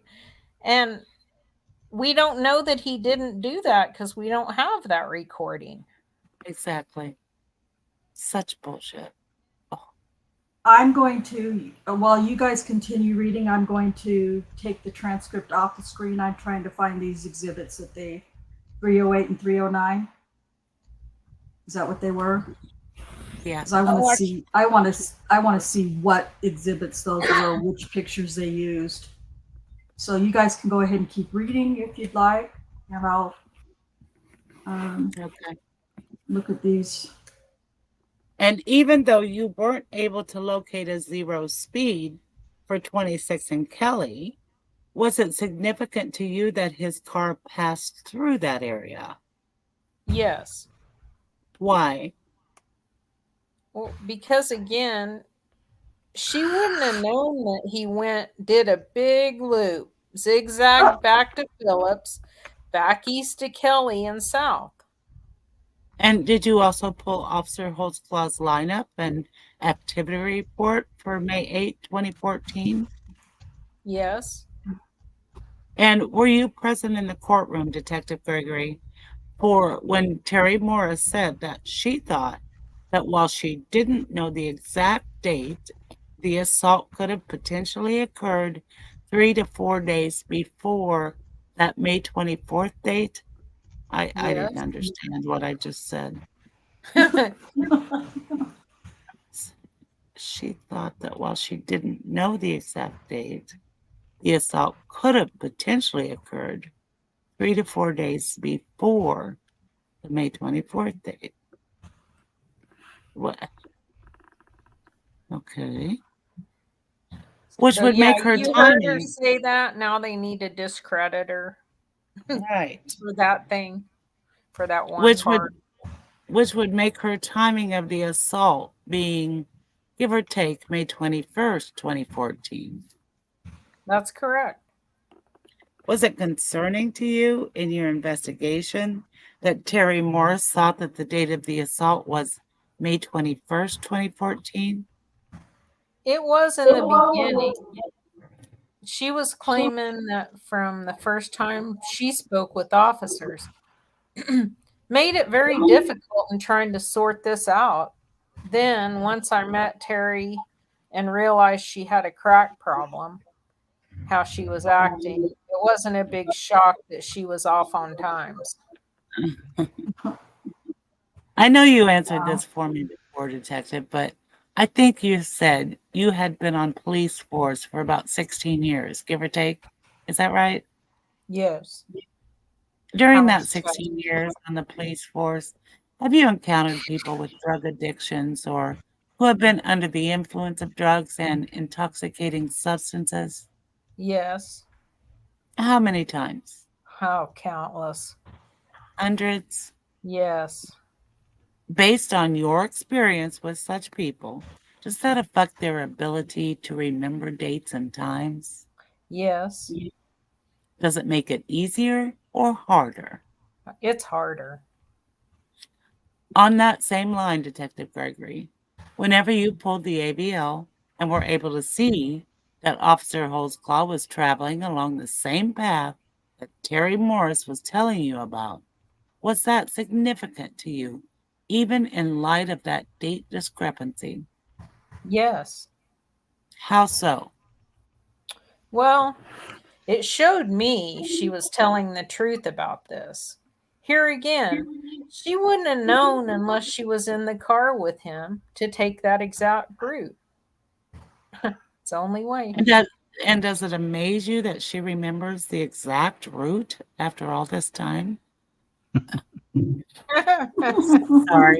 that was an ad lib. You need a sip. That was a good one. And did you tell me that you pulled lineup and activity reports from May 8th for Officer Holtzclaw?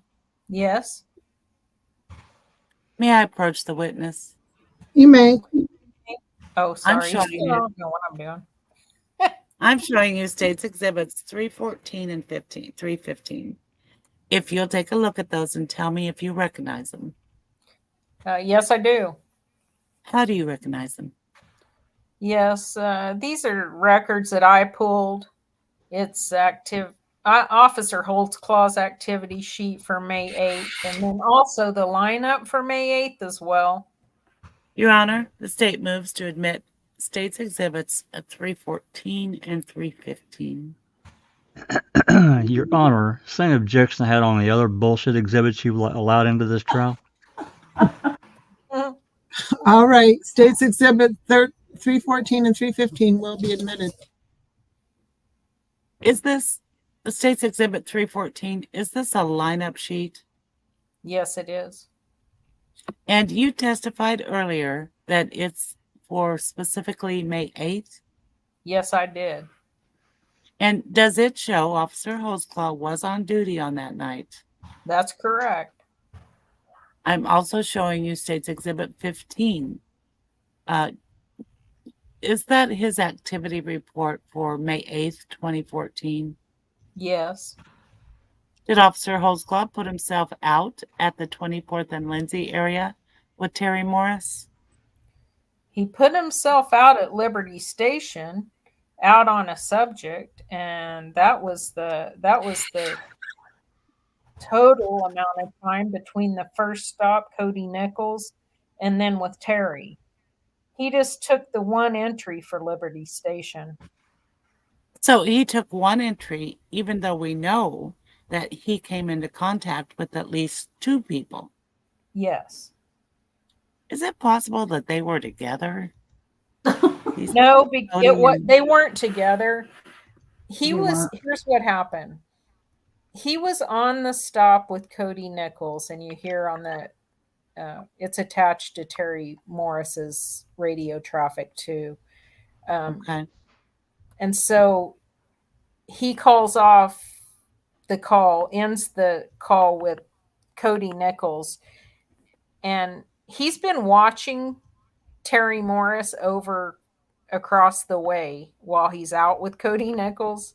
He had already spotted her over at whatever her Aunt Shirley's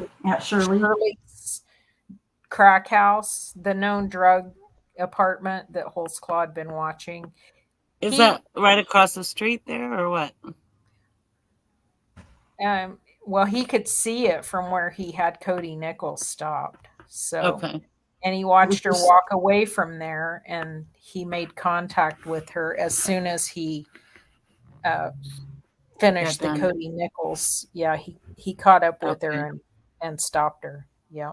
Okay. So really quick, you guys can keep reading if you want to, but here is Exhibit 308 that the state used, and this is Exhibit 309. I've already started working on this one, actually already a while ago. I didn't even know it was an exhibit. But this is, these are the exhibits that they used. So supposedly Terry took him on those blue lines, that whole... Yeah. From right over here down at the, let me expand it a little bit. From right over here, you can see this is where the state capitol area is. You can't see it. Sorry. Oh, I see it now. Okay. Yeah, this little oval thing right here, this is the state capitol area right here. This is to the left. This is Northeast 26th Street right here. This is Liberty Station Apartments. This is where he encountered Nichols, and then apparently came out of Liberty Station Apartments, and he started driving south down this way. And let me make it a little bigger. And then this is where, so this is 26th, this is 25th, and this is 24th. This is where the alleged, if I'm not mistaken, this is where Daniel was sitting idle for whatever it was, 10 or 15 minutes. And then, yes, this is the little zigzag place that Terri Morris allegedly took Daniel, or Daniel allegedly took Terri Morris all the way down to these blue dots here. And she allegedly remembers all of this stuff and turning left here. This is Phillips right here. And then he turned right here on 20, whatever, this was 24th or 26th, 27th right there. And the point is, these are the maps that they used at trial to show the jury. I have put blue marks on these little black, these are technically little black dots that are very hard to see. I filled them in with blue. So, and then we don't even get the full, because this ends right here. We get this. I'm assuming that it rounds the corner here, but we don't even get the whole fucking thing right here. And then comes back down this way. And I'm not sure. I believe Hill Street was right up here. If I'm down. Not mistaken. No, Is it it's down. Look on Okay, the far left of the map. Yeah, you'll see Hill. Top Just left, it's the second thing. Oh, down. Hill Street. Okay, yeah. So this is where he allegedly took Terri. I don't think he did. I think he was parked right down here, and he could see the house, 725, I believe it is. They say that's a right. vacant thing. Is that really a house? It is a house. thought Well, I put in the address, and I put in the address at the in Google Earth Pro, and it put a pin on the house. Okay, I thought it was a house that I had looked up too, but didn't they? Wasn't the testimony just now that was a vacant lot? Or maybe they I just thought so. the way it was worded was there's a vacant lot right there. Oh, So I maybe thought the it vacant was lot just- was. I thought the vacant lot was up by her grandma's house or going towards Hill Street. That was Might a be field. wrong. Oh, field. That's Oh, what- yeah, those. I'm Yeah, talking about I'm gonna definitely put these. Now you guys can all find these, to everybody who's still watching and in chat. You guys can get these maps in the police report, which is in Terri Morris's room. I believe I have it pinned in there. And you can look at these maps yourself. I'm just kind of I just like going through, and I just think there's a lot to do with the AVL that got missed or that gets missed. So anyway, It's weird because all of this is like in the shadow of the Capitol building, right? Mhm. literally, yes. And it's I remember freaky. that. It was so weird when we drove through there. Yeah. Yep. Yeah. So I'll play with those in the next day or so, and I get those maps, and I'll tell you exactly what I think happened, and I'll also put the Google Earth Pro map in there as well to show you what it really looks like.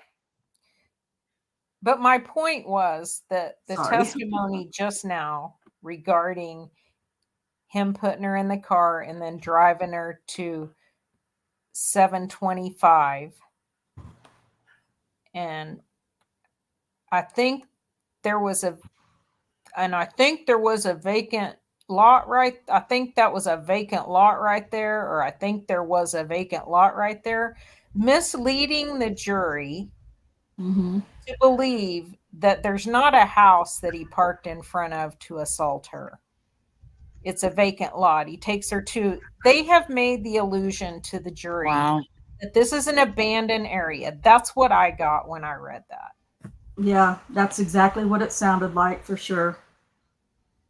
Absolutely. So It's we'll horrible. see if Scott Adams crosses on that. Yeah. I mean, Make yeah. a note. Okay. All right. Are we on line 13? I think so. Did Officer Holtzclaw put himself out at the 24th and Lindsay area with Terri Morris?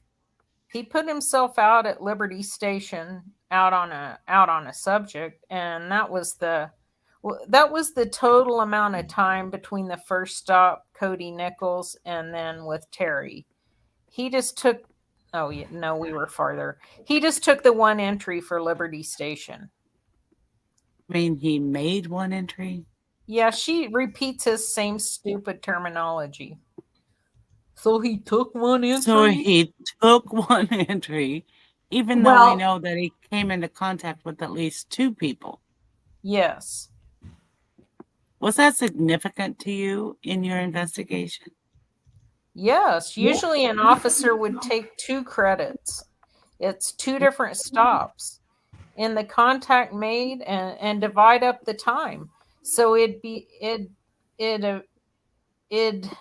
so id been It had been. how do you say IT apostrophe D? It had. It is. It, So it had been. it had been, oh my God, it had been 2030 to 2045 on one stop. Take credit for that. And then 2045 to 2100 on Terry's stop. Take credit for that. Let me make a point here real quick. I won't divert this for 5-10 minutes, but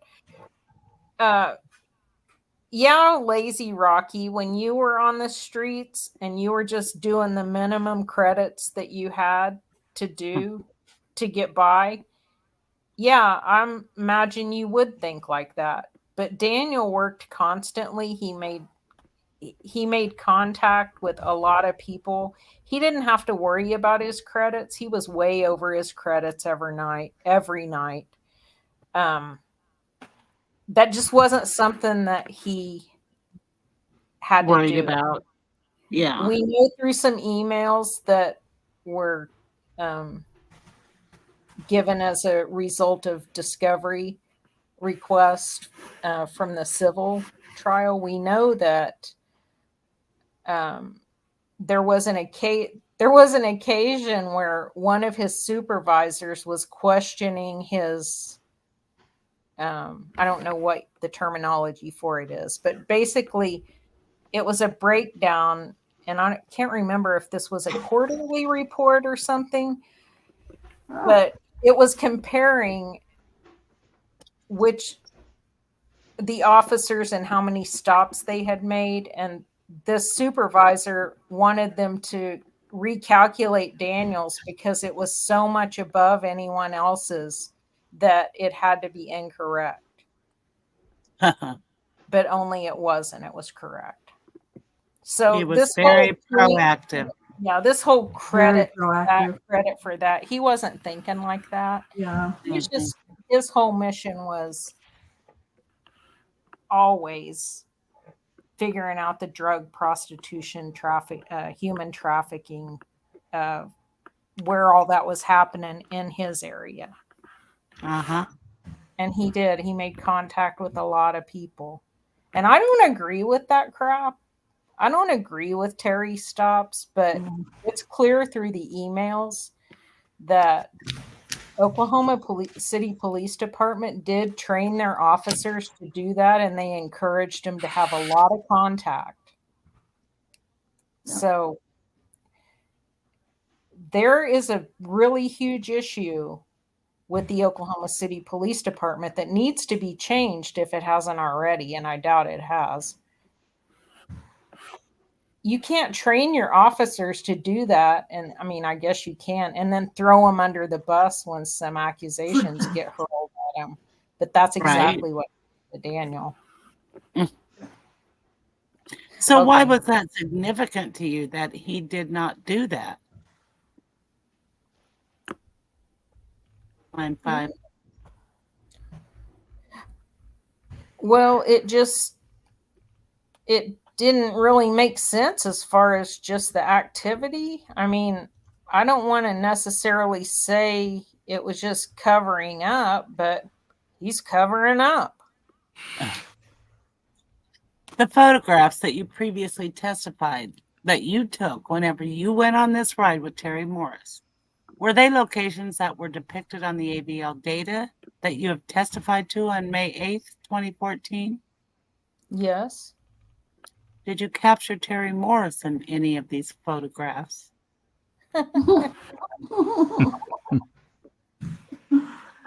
And they're locations that were consistent with what Terri Morris told you on May 8th, 2014.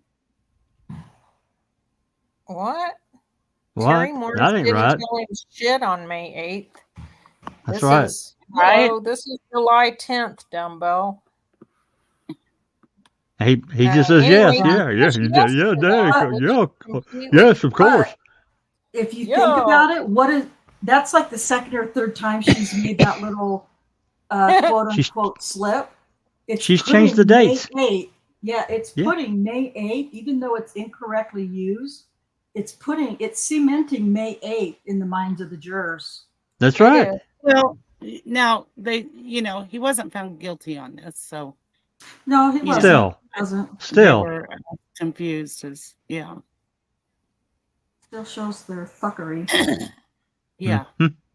Yeah, but they couldn't see how May 8th was used to craft the whole case.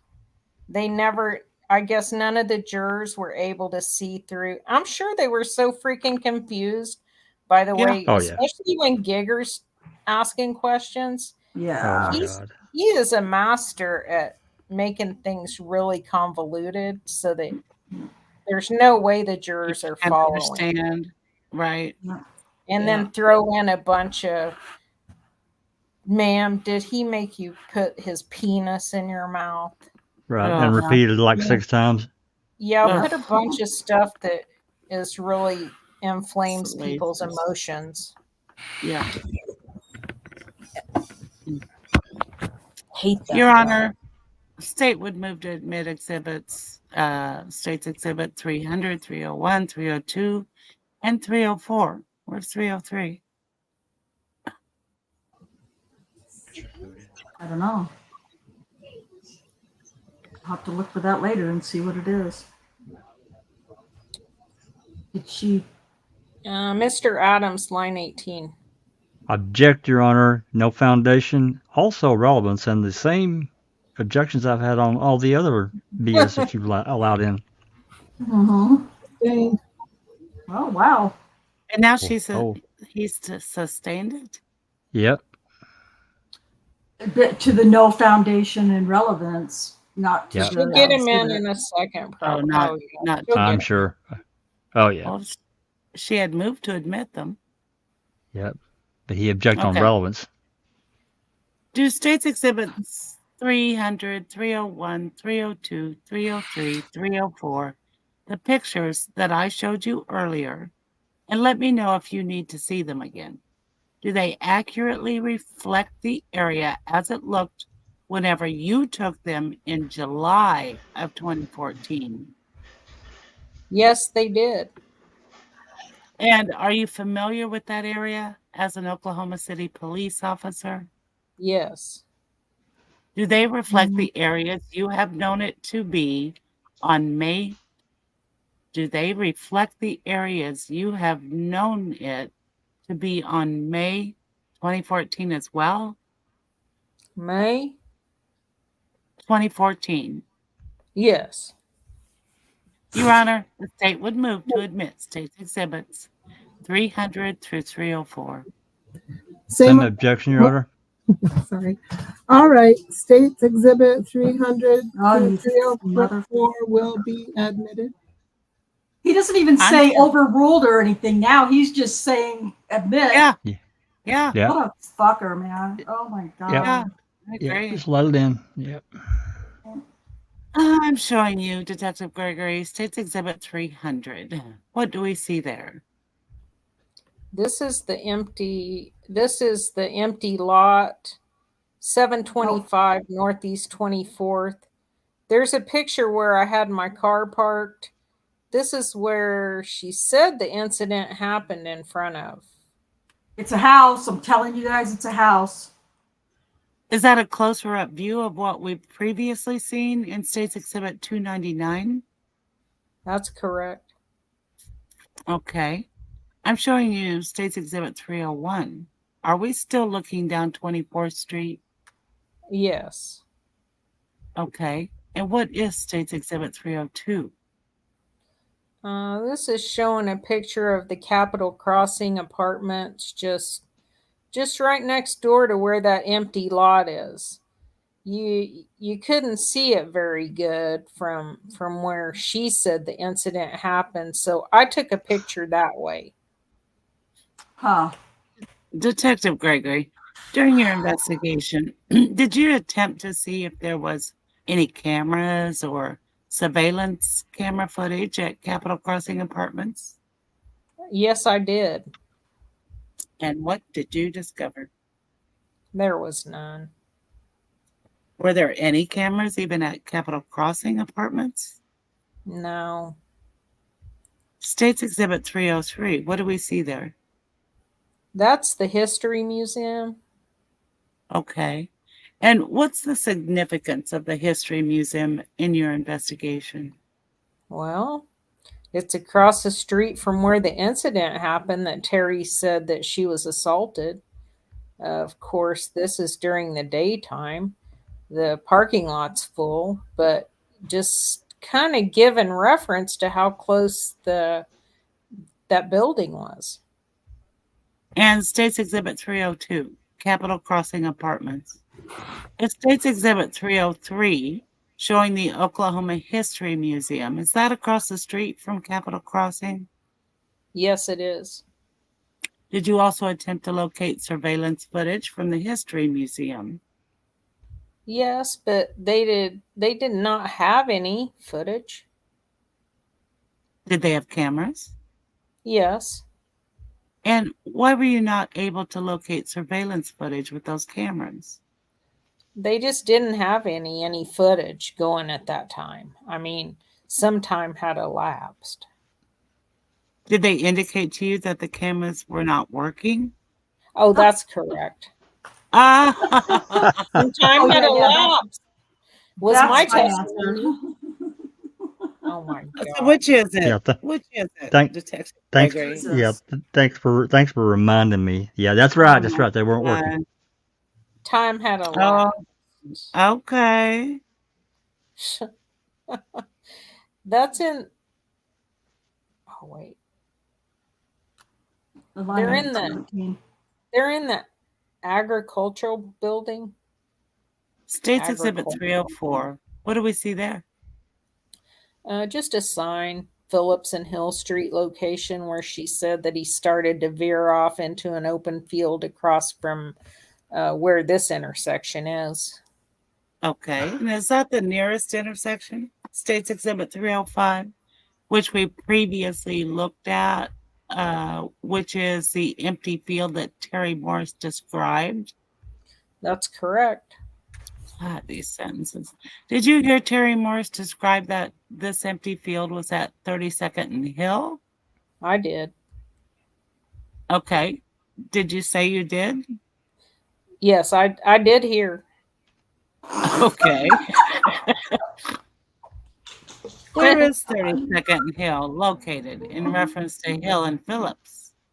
Well, I haven't been associated with that place other than taking these photographs at that location.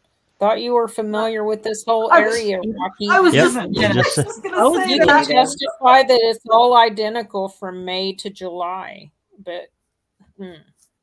Oh, Sure. And let me ask it this way, Detective.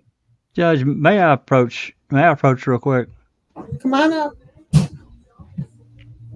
This is precisely my objection. When they were laying the foundation, he says he's familiar with this area and that, Yeah. he's familiar with it. Now he just testifies the only time he's familiar with it was when he took these photographs. So I object, and I ask that they all be withdrawn immediately from this jury. Taking the distance from one intersection to another is, number one, a poor question on my part. But it doesn't mean that he doesn't know what the area looked like. He just It said he means didn't. He's not familiar with what street is next to that intersection. oh my God. The issue is not, as far as these photographs, is not whether he knows what the area is like. The issue was whether these photographs clearly and accurately depict what he took a picture of on that date. So I guess the request to withdraw the exhibits or have the court order these exhibits be withdrawn is overruled. So I Looking back. Sorry. Fucker. Looking back at State's Exhibit 304, Detective Gregory, on the Phillips sign, does that indicate that it's at the 3300 or near the 3300 block? Yes. So would 32nd and Hill probably be about a block away. Judge, I object to the form. All right, sustained. Where would 32nd and Hill be from that intersection? It'd be a block to the south, Okay. like you said. The apartment complexes that we've heard discussed in reference to the Terri Morris investigation, Capitol Crossing, Sooner Haven, and Liberty Station, are those apartment complexes that you've had dealings with during your time at Oklahoma City Police Department? Yes. And what kind of apartment complexes are they? Section 8 apartment complexes, lots of crime. Are they drug areas? Yes. Whenever you heard, well, did you hear Terri Morris testify that the reason why she didn't tell at first that she was picked up at Liberty Station was because he knew her boyfriend would know that she had been using drugs? That's correct. Similar to what your knowledge of the Liberty Station apartment complex is? Judge, object to the form. Sustained. Was that significant to you in terms of what you know about Liberty Station apartments? Yes. Why? Because of, well, Liberty Station is known for an accessibility to drugs, and that would affect her boyfriend automatically to know that's what she could have been there for. Didn't her uncle and aunt live nearby? Well, Yeah. that was her And Aunt Shirley, the drug house, but not really. Yeah. Not really her Aunt aunt. Shirley's a Her drug aunt or her dealer. uncle, right? Right. Okay. And based on your ABL data that you received in your interviews of Terri Morris, did you also request a map to be drawn based on Officer Holtzclaw's ABL data Yes. for the time period on May 8th, 2014, when he had come into contact with Terri Morris? That's correct. May I approach the witness, Your Honor? May approach. I'm showing you State Exhibit 307. Do you recognize that? Yes. And is that the map that you had drawn That's correct. based on the ABL data that you received from Officer Holtzclaw's vehicle? Yes. And does it purport to show where Officer Holtzclaw's vehicle went Yes. in this time period? Your Honor, the state would move to admit State's Exhibit 307. Same objection, Your Honor.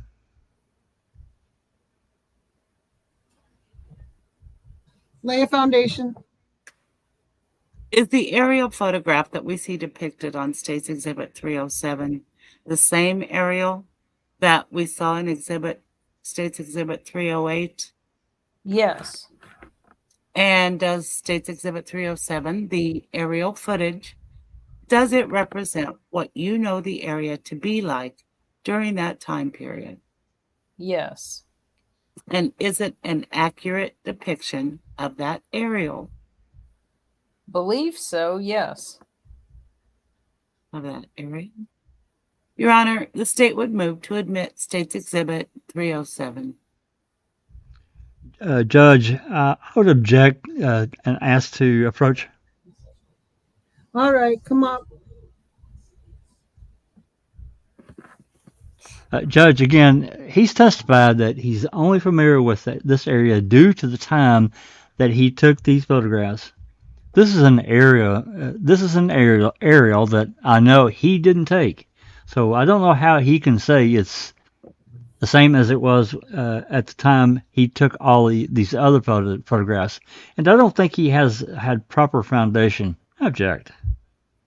The aerial footage, Judge, is what he's going to say his knowledge of the area was during the time period in question. I believe that that's what he's testified to. In addition, it matches Officer Holtzclaw's vehicle as AVL data showed on May 8th, 2014. All right, overruled. State Exhibit 307 will be admitted. Thank you, Judge. That's where we're at now, huh? Yeah. Oh, Jesus. What do we see in State's Exhibit 307? This is the direction traveled during the Terri Morris stop. And this data point here, what does that represent, Detective? It's Liberty Station Apartments. Okay. And when we go down to this area, what do we see depicted there? This is 725 Northeast 24th. It's the area that she said that she was sexually assaulted. The rapey vacant lot. Yeah. As the vehicle traveled up, would that be north? That's correct. Detective, was it significant to you that Officer Holtzclaw took turns versus just going straight up the street? Well, at the time, no. Is it significant to you as you sit here today? Yes. Why? Because Terri told me. She said after she was sexually assaulted by Officer Holtzclaw, he then drove her north on Phillips, and she said he zigzagged over and then came back to Phillips, which you can clearly see that was kind of how it happened. Did you also have the opportunity to collect radio traffic from Officer Holtzclaw's radio from the archives of Oklahoma City Police Department containing Officer Holtzclaw's radio traffic? Yes. For May 8th, 2014? That's correct. For the time period that he came in contact with Terri Morris? Yes. Your Honor, may I approach? You may approach. I'm handing you State's Exhibit 316. Do you recognize that? This is the police radio traffic for Terri Morris for that stop. Oh, okay. Your Honor, State would move to admit State's Exhibit 316. Your Honor, yes, Your Honor, same objection. I'm going to sustain it. You need to lay a foundation. May we approach, Your Honor? Your Honor, counsel stipulated that the radio footage acquired from Oklahoma City Police Department are proper recordings from the Oklahoma City Police Department records. Therefore, and Judge, I think I know what you're wanting. It's just that I want to make sure that the court understands. Certainly, Officer Gregory wasn't with Officer Holtzclaw whenever he made this call on May 8, 2014, based on the stipulation that this is an accurate recording of Officer Holtzclaw's radio traffic on May 8, 2014. I think that there's been a foundation laid. I can certainly ask the detective if he listened to it, but he's never going to be able to say this is the recording that I know that Officer Holtzclaw made on May 8, 2014, because I have an independent verification of it other than the stipulation that's already been entered into by counsel. Well, he hasn't said if he's even heard it or listened to it. Sure. And I'll ask him that. I just want to make sure that if the court is expecting that he's going to be able to independently verify it, other than the stipulation, obviously that's not going to be the case. Okay? Oh. So, Detective Greg. Hey, Okay. what I got out of that was that she thinks she knows what the judge wants. Yeah. No Yeah. kidding. I think I know what you want, Judge. Hey, I think I know what you want. Hey, Dick Gregory, have you had a chance to listen to State's Exhibit 316? Yes.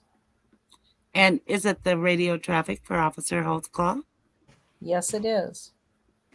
Do you recognize Officer Holtzclaw's voice on the radio traffic? Yes. And when it was retrieved from the archives of the Oklahoma City Police Department, were you told it was from May 8th, 2014? Yes, I was.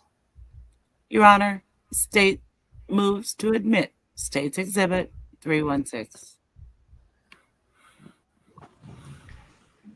Objection to the relevance, Your Honor? All right, Exhibit 316 will be admitted. Ladies and gentlemen, I think we'll stop here before we start with the equipment again. Do you want me to keep going with this? No, you don't have to read all that. The admonishment, yeah, no. Okay, we're back. Let, Okay, so it goes to the next day. Yep. Line let 4. the record reflect that the members of the jury are present. Counsel for the state, counsel for the defendant is present. The state will recall its witness to the stand.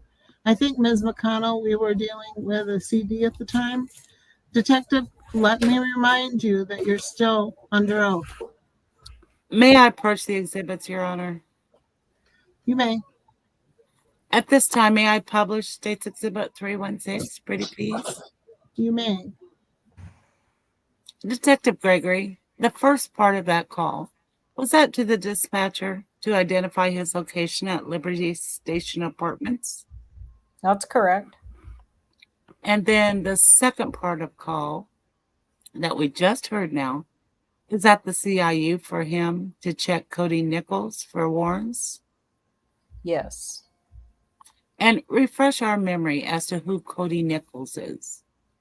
Cody Nichols was the subject he was out on a subject there at Liberty Station, which he was just checking for warrants. Okay.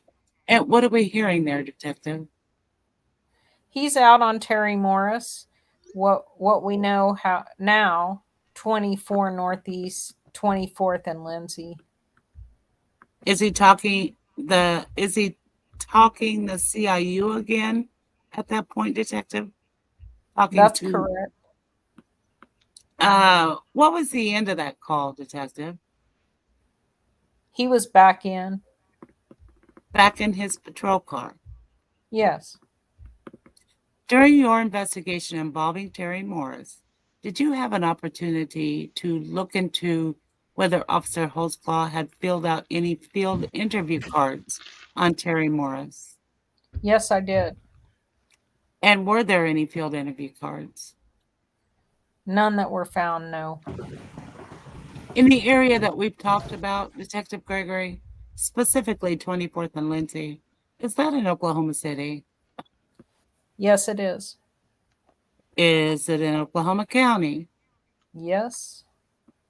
During your investigation, did you find any other officers with Oklahoma City Police Department who had ran Terri Morris on Varuna during the time period that you were looking at? The last two that I found, there was an officer April 11th of 2014 that ran her, and Officer Sellers, and that was the only other one even close to the time period. Okay. In question. That was on April 11th, 2014? Yes. And did you do any looking into the location that Officer Sellers was at whenever he ran Terri Morris? Yes, I believe it was. It wasn't in the area that she was speaking of at all. Was it at 2200 Northeast 24th Street? That's correct. And where is that in relation to Liberty Station Apartments and Capitol Crossing Apartments that we've heard testimony about? Liberty Station is like in the 700 block, you could say, of Northeast 26th. So we're talking over a mile away. Okay. Is Northeast 24th Street around the area of Northeast 24th and Highland? Yes. Okay. And how many miles approximately is that between Lindsay and Highland?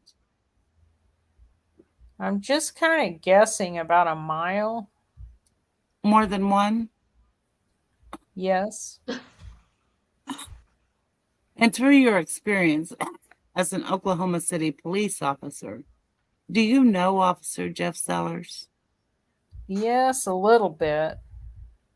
Based on your interview with Terri Morris, did he fit or not fit the general description that Terri Morris gave to you or the officer?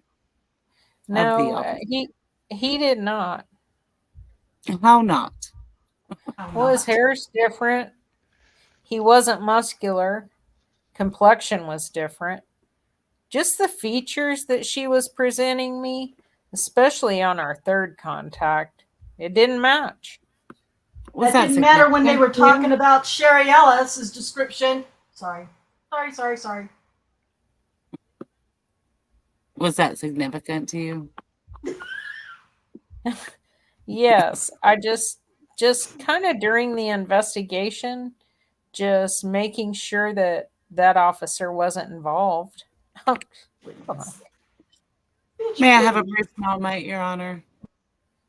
Yes, And Detective Gregory, yesterday you told me that you had gone to meet Terri Morris during July 2014 to try to get buccal swabs from her. That's correct. And what was your purpose in doing so? Detective Davis and I we knew that we had a DNA from an unknown female on the inside of Officer Holtzclaw's pants. They've not tested the inside of his pants yet at this point, so I don't know what the hell they're talking about. But anyway, Wow. Yeah, they had, because this is November of 2015. And they tested the inside in September of 2015. Isn't he talking about when he met with Terri Morris in Yeah. July? That's right. Oh. He's talking about the year before. Oh, He sorry. did Yep. Sorry, Catch up, Yep, Rhonda. you're right. I'm trying. So they didn't even have the DNA by this point, July? No. Well, they had they swabbed the outside of the pants, and that came back pretty soon. I can't tell you what date that was at this moment. Okay. But 15 months later, right before trial, Giger goes over and asks the Swabs. lab analyst, Elaine Taylor, to swab the inside of the pants. Because I think by that point, he's putting his fiction together. He's writing a script for trial. He's creating the story. Yeah. And I think he realizes that it's going to sound way worse if it's also on the inside of his pants. Right. So that's what happened. Yeah, that wasn't obtained until September of 2015, just a few months before trial. Yeah. So this is incorrect testimony right here. Okay, on the inside, I see what you're saying. Okay, so what is the purpose in doing so? Detective Davis and I we knew that we had DNA from an unknown female on the inside of Officer Holtzclaw's pants that we took from him on June the 18th. And we wasn't able to verify what female it was. Girlfriends or any of the victims to this point. I knew I didn't have Terri's buckles because she was excuse me, because she was uncooperative. Lost my place. 17. Because she was uncooperative the first two contacts. So that's when I approached her to see if I could, just to see if that happened to be her DNA on the inside of Officer Holtzclaw's pants. And were you able to get buccal swabs from Terri Morris? Yes, I was. Was Terri Morris a match to the unknown female profile on Holtzclaw's pants? No. Was that significant to you for your investigation? Yes, it still told me that we had another possible victim out there. I'll pass the witness. Hey, can I have 3 minutes? Yeah, take a break, you guys. Take a break. Hang on, I'll be right back. You're fine. Hey, Liam has popped in while I was scrolling. Welcome back, Liam. It's great to see you again. Isn't it ridiculous that they could possibly have Terri Morris's DNA from May 8th still on Daniel's pants by June 18th or whenever they swabbed him. Yeah, and if I'm not mistaken, he told Davis and Gregory that was the second night he wore those pants, and so yeah, it's just and they tested all of the accusers, and not the possibility of any of the accusers being the DNA on his pants was completely unlikely, which is why more intelligent minds or more logical minds would go backwards from Janie Liggins, who was the female he stopped before Janie Liggins, who was the female. And then we two on that same day. Two others on that same day. Yeah. and it matched the first one of those, of the three, Adara. They barely. So it's just this testimony is so frustrating, and I knew it was going to be really hard for us to get through it without having to stop and comment, because you have to explain things, because Gregory surely can't explain. He can't even testify properly. And then you've got McConnell testifying for him or leading him, and now you've got the fucking judge not bothering to even overrule or sustain objections. Now he's just blowing off the objections and admitting the shit. What the hell is that about? Was his uniform machine washable, or did he have to get it dry cleaned? I think he had to send him out, or turned him in at least to the department, and the department cleaned him. Had him cleaned. No. I don't. No, that's not true. Himself? Okay. No, well, I don't know. He had them laundered. He took them to the dry cleaners, but they weren't dry cleaned. They were just laundered and starched. Right. And he would wear his uniform pants a couple of days. Right. But he did wash his underwear. Yeah, this is just this whole Terri Morris thing, and fortunately, he was found not guilty with her allegations, but at the same time, I think even though he was found not guilty on Terri Morris's charges, I think Terri Morris's is the most important to try to explain in depth, because it shows all of the underhandedness that clearly didn't carry over to the jury. But if Adams had been able to put on a case showing that it was manufactured, but I mean, I guess he had a hard enough time assimilating each person's story and getting these 13 cases basically ready to be able to,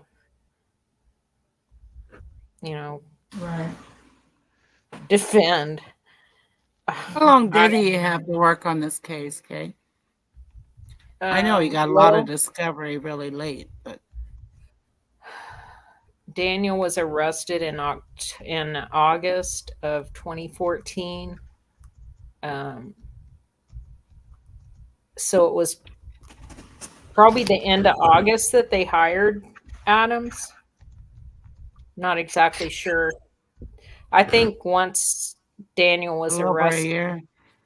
yeah, I think they were right away looking for an attorney. Uh-huh.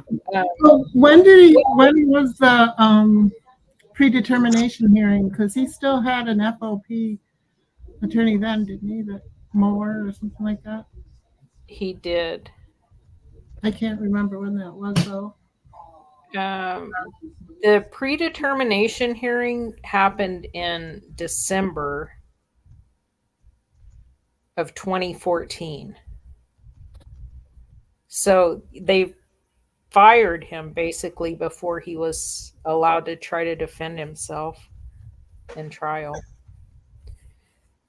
Yeah. Man, that determination hearing is shady as shit too. That transcript. I was thinking that why wouldn't Scott Adams have helped him then if he'd been hired already with that? Or He had an FOP attorney representation at that time, didn't he? Yeah. that's I mean, I think Daniel felt like, you know, he had paid dues to the FOP for that very reason. So why have to pay?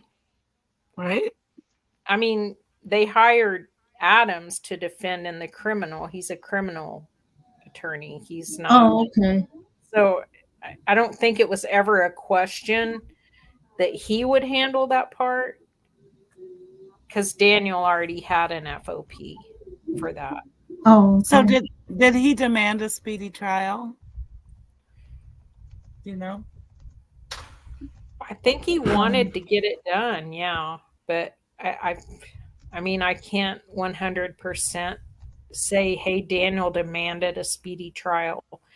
I think he was in a big hurry to clear his name because he was in custody at some point between the time he was let out, bonded out, broke the terms of his bond. Henderson put him in jail for 2 weeks, bonded back out. Same thing happened again, and he never came out. Yeah. Once his ankle monitor went dead, and once he reported that he was going to the doctor or the eye doctor, but he reported it to The wrong place.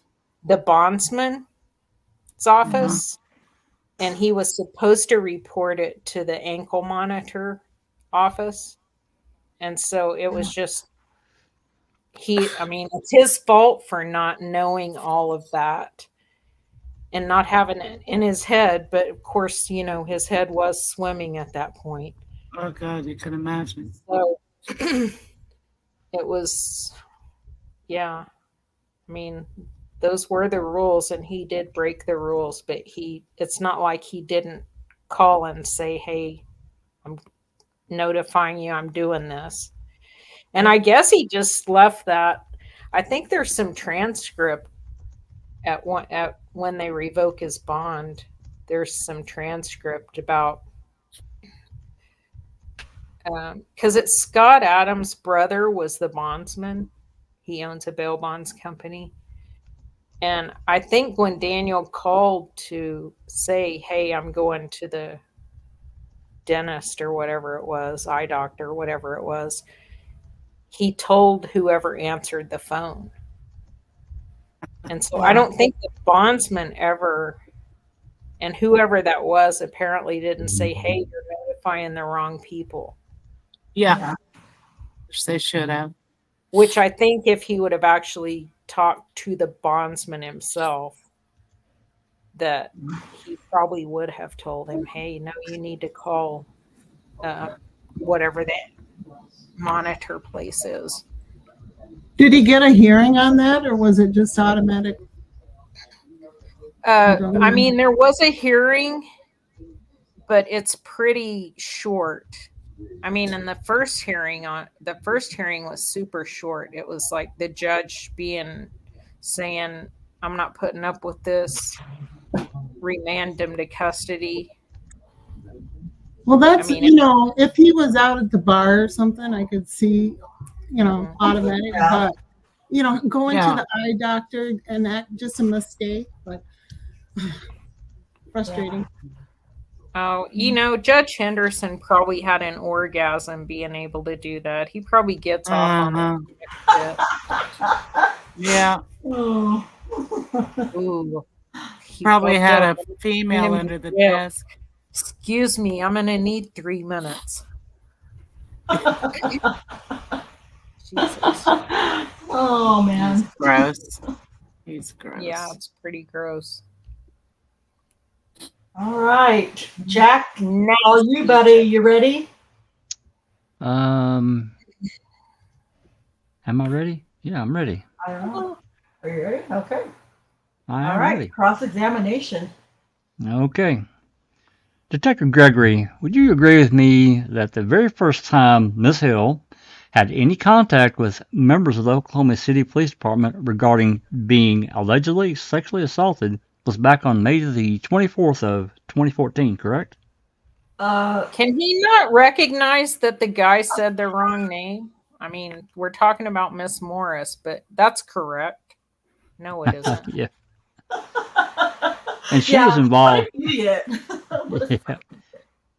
And she was involved in a domestic about 3 a.m. in the morning. Yes. Okay. And when the officers arrived out there, she appeared to be high on crack cocaine. Yes.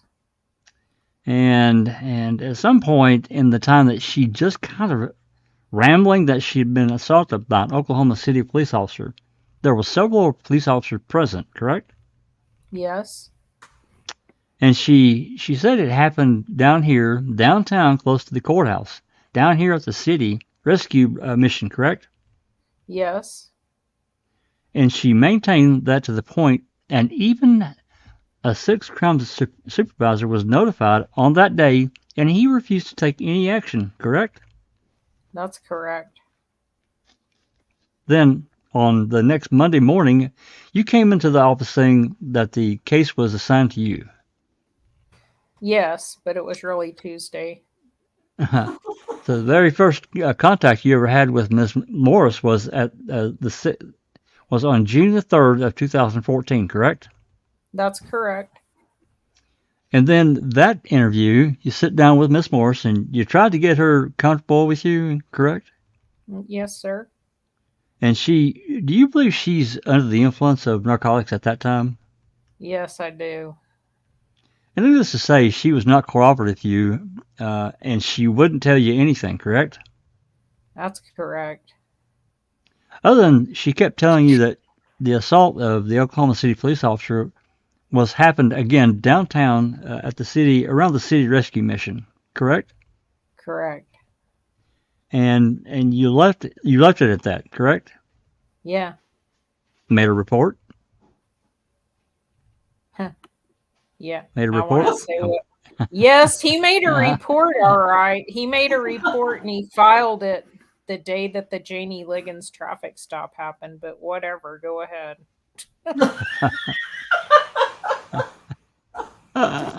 True. And the next contact, and you heard nothing back from Miss Morris after that until your next contact with her on June the 24th of 2014, correct?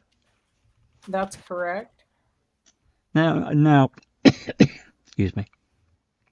Now, on June the 24th of 2014, this would have been right after Janie Liggins, correct? Yes. Okay.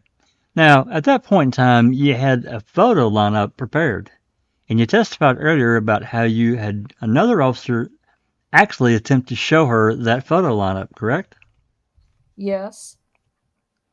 Because previously, when you had met with her on your first interview, you attempted to show her a photo lineup, and she wouldn't even look at it.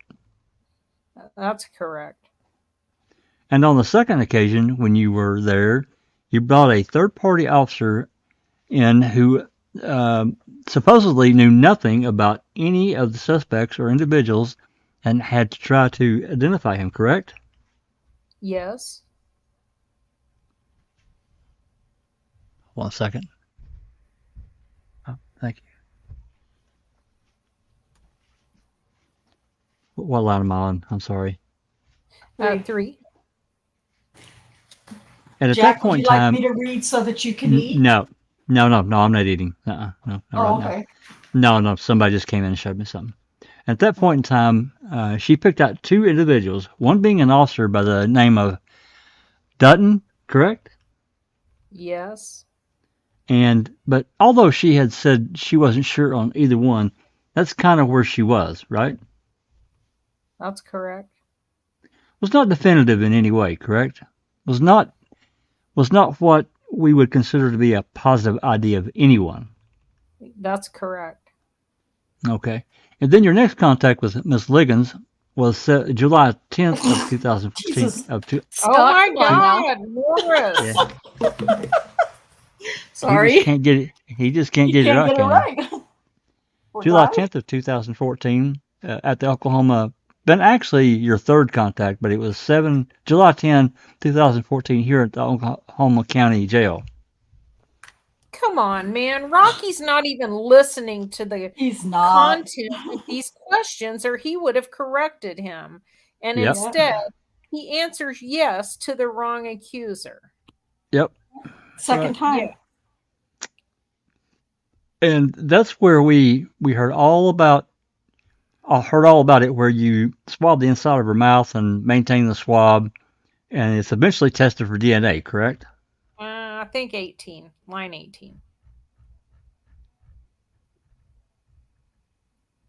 Oh, is that what you just read? Sorry. No. Okay, all right, line 18. And when you met with her, you went down there with the intention of getting this buccal swab from her, correct? Yes. And that's where we heard all about it, where you swab the inside of her mouth and maintain the swab, and it's eventually tested for DNA, correct? Yes.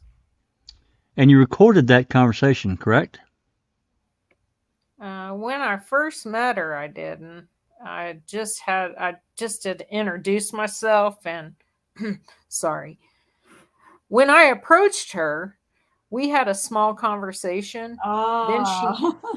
Then she told me she wanted to talk with me, and that's when we went over. And yes, it was at that point when we sat down, I did record. Okay. But you had not received any information from any third parties at that point in time, as of July 10th of 2014, that Miss Morris was actually really wanting to talk to you, had you? That's correct. You're agreeing with me in that regard? Yes. Okay. So then what happens is that actually the recording device doesn't start until you're already into the interview, correct? Yes. I mean, I believe that the recording device starts with this more saying 2014, and he gave me my crack pipe back.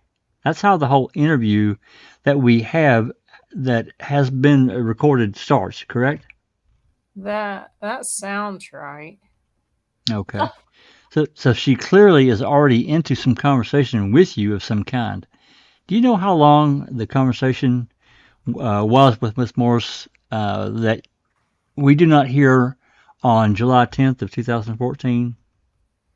Well, when I first met with her, she was handcuffed to a bench after kind of, I guess, pleasantries. I would say probably 4 minutes, 5 maybe. Bullshit. Well, if she's talking, if the very first thing she says in the recording is 2014 and he gave me back my crack pipe, that would have been, under her testimony, would have been after all the events allegedly transpired other than being dropped off, correct? I'm sorry, she just said 2014? Well, all I can go off of is what has been provided to me. When the recording starts, Terri Morris is speaking, and she says 2014, and he gave me back my crack pipe. Under her testimony, at that point in time, she's saying that her crack pipe is given back to her. The sexual assault that she alleges here has already been completed, correct? Yes, it would have. So, had she already discussed all these things with you up until that point in time? You decide to hit your recorder? No, no, she really didn't. We just had enough time. It takes a while to get back over to the interview room. She had started to talk, yes, but I didn't know what she was getting ready to say. Oh I my wasn't God. over there to interview her. I was there to get buccal swabs. That's why I didn't have the recorder on. Fucking Okay. liar. Yeah. Okay. Well, then wait so then. Sorry, hold on, Jack. But then why did he have the recorder with him then if he wasn't intending to record her? that's right. That's Because exactly he's a right. professional and he always carries his recorder. Oh yes. Okay. All right. Okay. Sorry. Go Except ahead, for Jack. when he doesn't have it on him. Right. Okay. Well, so then when she starts out 2014, he gave me back my crack pipe. Do you know what precedes that? What she said before that? I don't recall, no. Okay. In any event, on July 10th of 2014, while you were having this meeting with Terri Morris at the Oklahoma County Jail, it's your testimony in front of this jury that you had not pulled up the Officer Holtzclaw's AVL records from the 8th day of June. Let me get the exact date. May the 8th of 2014, correct? That's correct. And you certainly did not show Miss Morris during this interview any maps, notes, or any AVL information, correct? Correct. So at that point in time, you had no idea where, under your testimony here today, where Officer Holtzclaw had supposedly taken Ms. Morris, correct? That's correct. Alls I knew was just the Liberty Station. Okay. Well, you actually didn't know it when you first got there because although you didn't know anything about Liberty Station because she hadn't told you yet, correct? When you got there on July 10th of 2014? Well, I knew about Liberty Station because when I pulled up Varuna, far as like the check and everything, I knew that he was over at Liberty Station area and he had the traffic stop with her at 24th and Lindsay. And on the second contact with her, when she was, I guess you could say, on half crack, I had God, he is half crack again. I did Google half crack. Oh. Somebody Google that. I want to know what it means. I did ask her about the Liberty Station. So I did know about Liberty Station before the third contact. Yeah, you were the first person that mentioned Liberty Station to her. Yes, you were, Rocky. Yes, he was. It's true. Okay. Well, on the second contact, when you talked to her about Liberty Station, are you telling this jury that's when she said, yes, that's where I was picked up? No, she said that it was not on Liberty Station on the second contact. Okay. And on the third contact, you again enter the Liberty Station into the discussion, correct? When she starts telling me about where it took place, I knew the stop she was talking about, and it was Liberty Station. Well, up until that point in time, you would agree with me that Ms. Morris had actually been interviewed by all the officers out there on the night of the domestic, and by you twice, correct? Yes. And the excuse that she gave you is that she did not want her boyfriend to know that she had relapsed, and is the whole reason she had been lying about this, correct? Been lying about the location. Yes. And you believe that? Yes, sir. And you would also agree with me that on May 24th of 2014, during the domestic, she is separated from who deems to be her boyfriend, correct? That's the way I understood, yes. Okay. And what's the boyfriend's name again? Chris Shelton. Okay. And Mr. Shelton and her were separated when she was interviewed by the police during the domestic, and she still said it was down here at the city rescue mission. Yes. Okay. And you would agree with me that the first time that you met with her, Mr. Shelton was nowhere around. That's correct. And you would agree with me that the second time that you met with her, Mr. Shelton was nowhere around. That's correct. And you would agree with me that actually, if we go back to the domestic on May 24th of 2014, that although she believed Mr. Shelton was her boyfriend, she was caught approximately 2 hours after the domestic trying to beat the door down to an apartment of his actual girlfriend. That's correct. Okay. But the whole reason she's saying that she's lying about this or that is she was lying about the location is because she didn't want her boyfriend, Chris, to know who was nowhere around when she interviewed about it at any time, correct? Yes. Okay. So on the third occasion when you're down at the county jail on July 10th of 2014, again, without her boyfriend around, after you interject the Liberty Station apartments, she then starts talking about Liberty Station, correct? Not on the third time. I asked her about it on the second time, but on the third time, she was telling me about the stopover at Liberty before I spoke about Liberty.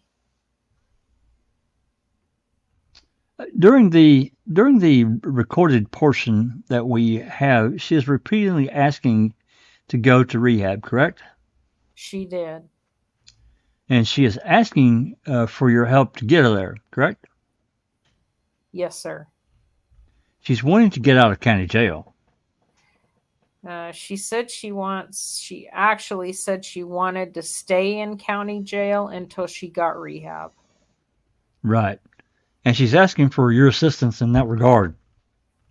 Yes. And you're telling her you'll do everything you can to help her help her out in that regard. Yes. Okay. But she had also told you that she had relapsed also while she was in rehab previously. Yeah, I was aware of that. And she'd been to rehab on a number of different occasions, correct? Yes. Now, during this discussion, at some point in time, Lieutenant Musney comes into the interview room, correct? Yeah, I thought he was there for all of it, but yeah, he was there. Okay.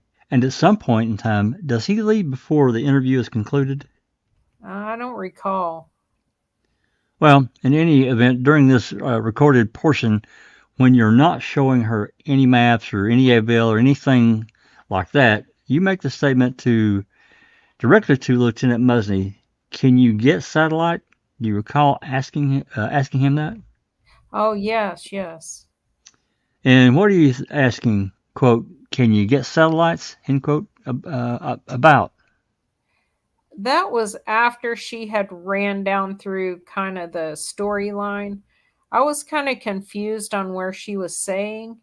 It was at the time we were trying to debate, I believe, or I was already thinking about, are we going to have to check her out or not? So I was going to see if we could get a map. So yeah, that's correct.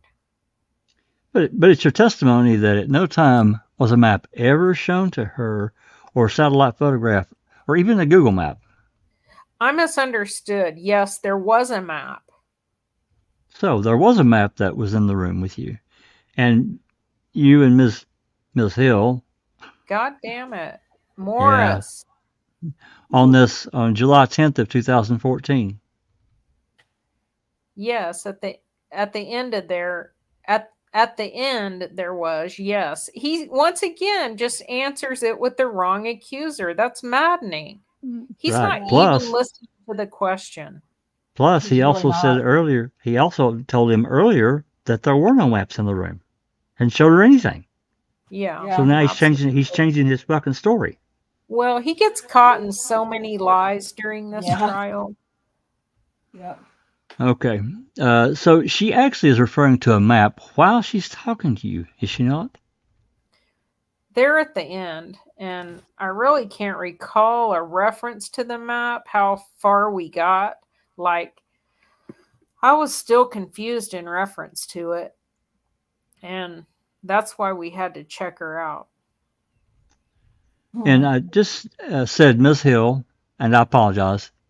It's early, and it's actually Miss Morris. You understood that, correct? Yes, that's why I didn't correct you, because I wasn't paying attention at all. But yes, I understand everything you're saying. Right. I'll just say yes. Judge has my back. So whenever you were, you testified previously that you did not provide her any AVLs or any maps or anything like that. You were mistaken. Oh, for sure, no AVLs, because I hadn't even pulled it up. So, but she was provided a map. I remember Lieutenant Musney. I did ask if he could go pull one up. I don't recall. It is possible. Well, you would agree with me that it's nowhere in your report, and you dictated in regards to this interview on July 10th of 2014. Do you ever mention that you ever show her any maps or anything like that? That's correct, yeah. Is there a reason you left that out of your report? No. Okay. Is there any reason whatsoever during the recorded interview, whenever you're talking to her, you don't even indicate that you're actually showing her a map? No.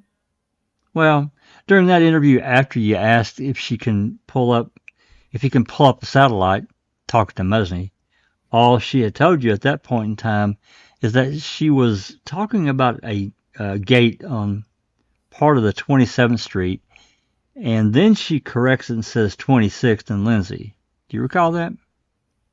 I believe that there was confusion about that. Yeah, yes. Uh-huh. So she had not gone through the story of where she had been taken. She just simply said something about 27th Street or 26th and Lindsay. And that's when you turned to Musney and said, "Can you pull up a satellite?" Do you recall that happening? I'm not for sure when the map came into play. Well, do you recall whenever Miss Morris was looking at the map and she says, "I don't know. I turned this way," apparently indicating on a map which way she turned? I don't recall. Well, do you recall those words being used? "I turned this way." If you say, quote unquote, "I turned this way," would you know what she meant unless she was pointing to a map? I don't recall that specifically. I bet you don't. Okay, can I show you if it'll refresh your memory? Okay. The witness examines a document. I still don't recall exactly in what reference. You would agree with me that I read that correctly? Yes. And you would agree with me that common sense would tell you that she's pointing at something while she's talking to you. I agree. Okay. And then again, while she's still talking about 24th and Lindsay, you asked Lieutenant Musney, "Can you pull up the satellites? Can you pull up the satellites?" Do you recall asking that? There was a conversation about it. Okay. And when you testified previously that you did not have a Google Maps and you didn't show her a map of anything, that's not true either. Right. We did have a map, I believe. Because Lieutenant Musney in this interview says, "Oh, like Google it or something?" Yes. Do you recall him saying that? Yes. And you said, "Yeah, like so she can visually see it." Yes. Do you recall that? Yes. And again, it's your testimony so that we're crystal clear that at this time on July 10th of 2014, you had not run the AVL or of Officer Holtzclaw's car on May 8th of 2014, correct? That's correct. Okay. And then again, Terri Morris, after you talk about getting the map and getting the satellites and Googling it so that she can see it, her response is right there on the street, right there. Again, apparently indicating something, correct? Yes. Okay. So at this point in time, you would agree with me that now she has a map to assist her. Yes. Okay. And again, this map under your testimony does not contain any of the AVL information from Officer Holtzclaw's car. That's right. Again, during this interview, she tells you that he finally took her, at the conclusion of all this, that he finally takes her to her uncle's apartments, correct? Yes. Actually, her uncle has a house. Yes. Would you agree with me? You would agree with me in that regard. Yes. Yes. Sorry. There's been a picture introduced. It looks like a house to me. Is that a house?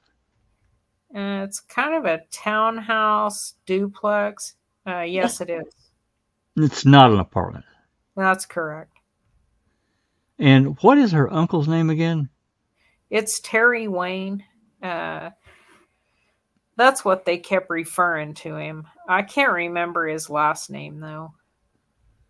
And she told you that after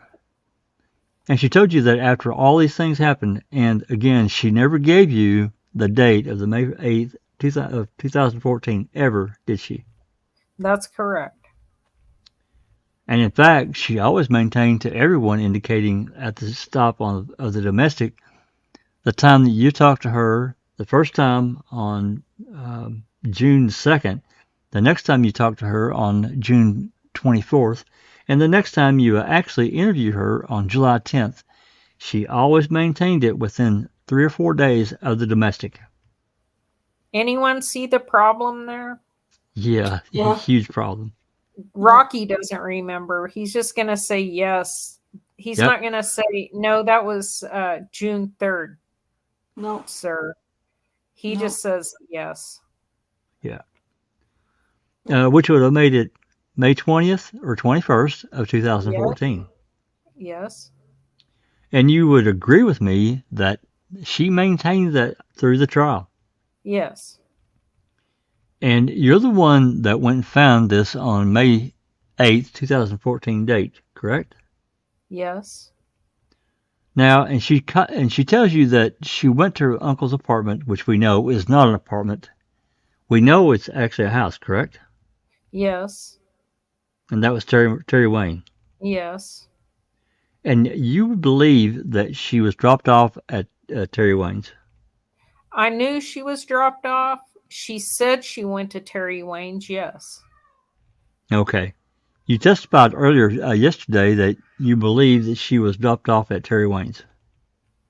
To go to Terri Wayne's. Yeah, she did go to Terri Wayne's.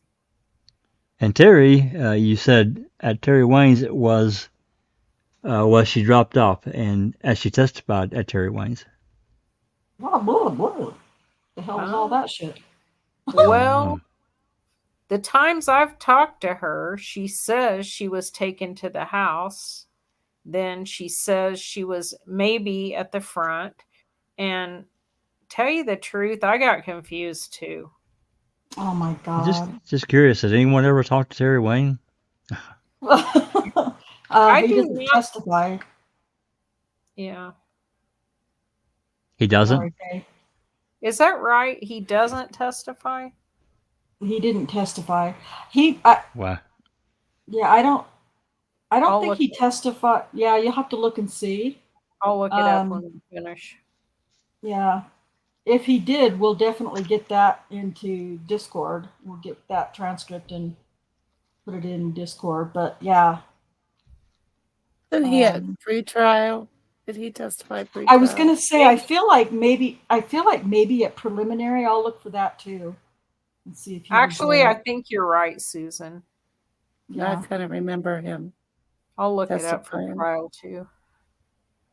Just take me Okay. a minute or two. Okay. Okay. Okay. But I knew she went to Terry Wayne's. So again, you testified yesterday that these things were significant to you and not significant, and things of that nature. Is it significant? Is it significant to you whether or not she was dropped off at Terry Wayne's house? Yes, and she said she went to Terry Wayne's. I believe that. And Terry Wayne's is at 26th and Lindsay. No. 26th and Kelly, I apologize. Well, it's off of Urban League Court, which is about a block west of Kelly, but close. Yeah, close enough. Is it at 26th and Kelly? That's the beginning of this edition. It's one way in, has a cul-de-sac. And under her scenario of events, after being actually assaulted by a member of the Oklahoma City police officers, she's dropped off at her uncle's, whether it be an apartment or house or whatever, correct? Yeah, dropped off to go there, but yes. You heard her testimony. She said she was dropped off there. Yes. And that is significant, is it not? Yes. Well, you went and interviewed Uncle Terry Wayne. Yes. And he didn't know what you were talking about. That's correct. And he didn't know he had no idea about any of this, correct? That's correct. All he knew was what he had seen on the news, but he didn't even know that she was involved. Miss Morris was involved in any of this, correct? Miss McConnell, line 22. Oh, sorry, I had to unmute. To change pages. Objection, hearsay. It's not Overruled. That's correct. And certainly Miss Morris never told him back on May 8th of 2014 that she had been sexually assaulted by anyone, specifically an Oklahoma City police officer. Correct. Now, all throughout here and all throughout the portion of the recording that I possess, she apparently is referencing and pointing to a map of some kind. And I can give you the specific instances if you want me to, but if you admit that that's what she's doing, I don't need to. But my point is the whole time she is pointing this out, just so that we're clear on the map, whatever map she's looking at, be it Google map, a hard paper map, or a satellite photograph map, anything, nothing has the AVL information from Officer Holtzclaw on May 8th of 2014. Yes. You're agreeing with me that it does not. That's correct. Now, would you agree with me that there's a number of there's some AVL exhibits that are in evidence as we sit here today, correct? From Ms. Morris, from her encounter with Officer Holtzclaw on May 8th, correct? Yes. Now, in that there's also some other reports that are generated showing where the car is located and what the speed is, correct? Yes. Now, you would agree with me that in front of the Uncle Terry Wayne's house, and I'm referring specifically to page 208, whenever we get to the 26th and Kelly, which is where the house is located, and is located on the exhibit that's been introduced into evidence. And I'd be happy to get it if you need it, but that's traveling at, that Officer Holtzclaw's squad car is traveling at 25 knots, 26 knots, and this is snapping every 5 seconds, correct? Yes. 25 knots is faster than 25 miles per hour, correct? That's what I understand. Okay, so 26 knots, 29 knots, 31 knots, 29 knots, and 24 knots. You would agree with me that it would be impossible, would it not, for Miss Morris to exit the vehicle at any of those speeds? Yes. But you would also agree with me, would you not, that back earlier on much earlier at North Phillips and Hill Street, it shows Officer Holtzclaw going 2 knots. Yes. And there is a 1 minute gap in the AVL where it says it doesn't hit every 5 seconds. Yes. Is there a reason you did not bring that up to the jury? I thought we did. And how do you think that you did?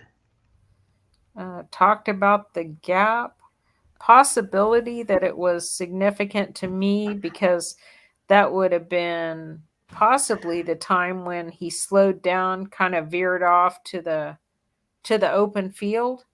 He didn't pull off into the open field. He didn't come to a complete stop, but it verified what Terri was saying.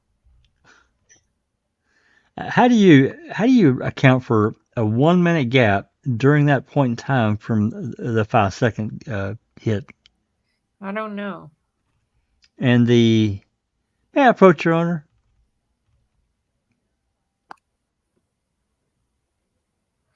You may. Looking at Exhibit 305, this is the place where you're saying that Ms. Morris told you that Officer Holtzclaw, she felt like he was going to pull in there, but he never did. You would agree with me? Or you would agree with that, correct? Yes. Are you testifying that this is at Phillips and Hill? Yes, I believe so. Okay. And are you testifying that this is where the 1 minute gap happens, but that where Miss Hill says they at all times stayed in the road? Ms. Morris? Ms. Morris says that they stayed in the road. Yes, from what I understand, yes. Now, on 307, this purports to be the AVLs as it was traveled by Officer Holtzclaw on May 8th of 2014, correct? Yes. And again, the direction, about how far in total miles is all this. Let me start that again, that was awful. And again, the direction, about how far in total in miles is all this? Do you know? I sure don't. Okay. Well, it ends right here. Is that her uncle's house? Well, yeah, it goes past that 26th. He goes on. This was just to show this part of his journey. Well, the speeds I read out, the 24s and 25s, and 29s, and all that. I want to make sure that I was being fair because I said it was at 26th and Kelly, correct? Yes, everything you said is correct there on Kelly. Okay, so we know for a fact, without any question whatsoever, that under this map you purport to say that suspect lets Morris out of the car at Northeast 26th and North Kelly, correct? Yes. But we know for a fact that the squad car is going over 30 miles an hour at all times, correct? That's correct. And you've already established that it would be impossible for Ms. Morris to get out of the car at 30 miles per hour, correct? Yes. So why would you suggest to the jury and put it on here in bold letters that that's where he lets her out if you know that's absolutely 100% impossible? That's just a reference where she said it happened, but what you're saying is correct. But so she said it happens and you believe her. I believe that she was sexually assaulted, yes. That's not my question. She said that she was let out at 26th and Kelly and you believe her. No, on that one, AVL proved that was not correct. So is that what I need? What it need? Man, I really hate the way he talks. So is that what it need? Is that what we need here? Is we need more extrinsic evidence where I've got to dig through thousands and thousands of pages to show that something is humanly impossible for you to admit that she's lying. Objection. Argumentative. Oh, the Gigger the gets judge. to talk. I think it's probably supposed to be the court. I do too. Okay, all right, rephrase your question. Oh, You would yeah. agree with me that the AVL in this case is 100% with 0% faulty area, says she's lying, and we should say that he let her out at 2016 Kelly. Objection. Argumentative and asked and answered. Overruled. You can answer. Yes. And again, in any of your reports that you dictated in this case, particularly on July 10th, whenever you supposedly drive her around and she shows you the path that she was taken, did you ever put that in your report? Put it in your report. It is an impossibility for it to happen the way she's saying. It happened because of the speeds that the AVL shows that they were going when they crossed 2016 Cali. No, I didn't. You didn't talk about any of this impossibility stuff at all? No. Now, would you all also agree with me that earlier on or in the trial that when Officer Holtzclaw's car was taken from him and we heard about everything that CSI did to it with all the fingerprint analysis, all the DNA swabbing that they did and everything, they did it to that car that Miss Morris DNA or fingerprints were found nowhere, correct? That's correct. Did they? Did they test for? Said you would give it to. Test for what? Did they even test for Morris's DNA on the car? Or No. fingerprints? I That don't was- remember hearing about it. Okay, this is weird. Okay, Yeah, it is. Yeah. and he. Okay. Okay. Line 24. Yeah, that is really bizarre. I mean, he should say we didn't do that. Yeah. And he's saying Yeah. it's correct that they didn't find any. Yeah, because you didn't look for that actually. So Mm-mm. he doesn't want to say the only evidence we have in this case is this Yeah. for 36 charges. So he's just It's just And- vague and ambiguous. Very. Okay. Now on the second on the second occasion that you went and saw Ms. Morris, where you attempted to show her, or where you had another officer show her the photo lineup, are we at the same time? yes, I think it's June the 24th. yes, Does that sound familiar? At that time, you heard Mr. Gray talk to Ms. Morris about banging her head on the cage and being very, very combative to the police, correct? yes. Was that a fair and accurate representation of the way she was behaving? I didn't see that. I was notified by the officer she had been doing that. I didn't see her bang her head, but yes. But you were notified by the other officers on the scene that she had been banging her head on the cage. And when we talk about the cage, that's what separates the back seat from the front seat. Yes. So at this point, they have her illegally detained. They're admitting that she's banging her head on the cage, which means she wants to be let go. Yep. And they hold her unlawfully. It's an illegal detention right there. For the second time, the first one was an illegal detention as well. It was. That's Both how of you them treat were- your rape victims. You illegally Yeah. detain them and traumatize them, and then tell them the only way they cannot pursue the case is to go down to headquarters. Yep. And then you harass Right. them while they're down there signing the decline to prosecute, and then you do it some more a couple weeks later. Ugh. Sorry. Pisses me Exactly. off. Me too. Yep, I agree. Okay.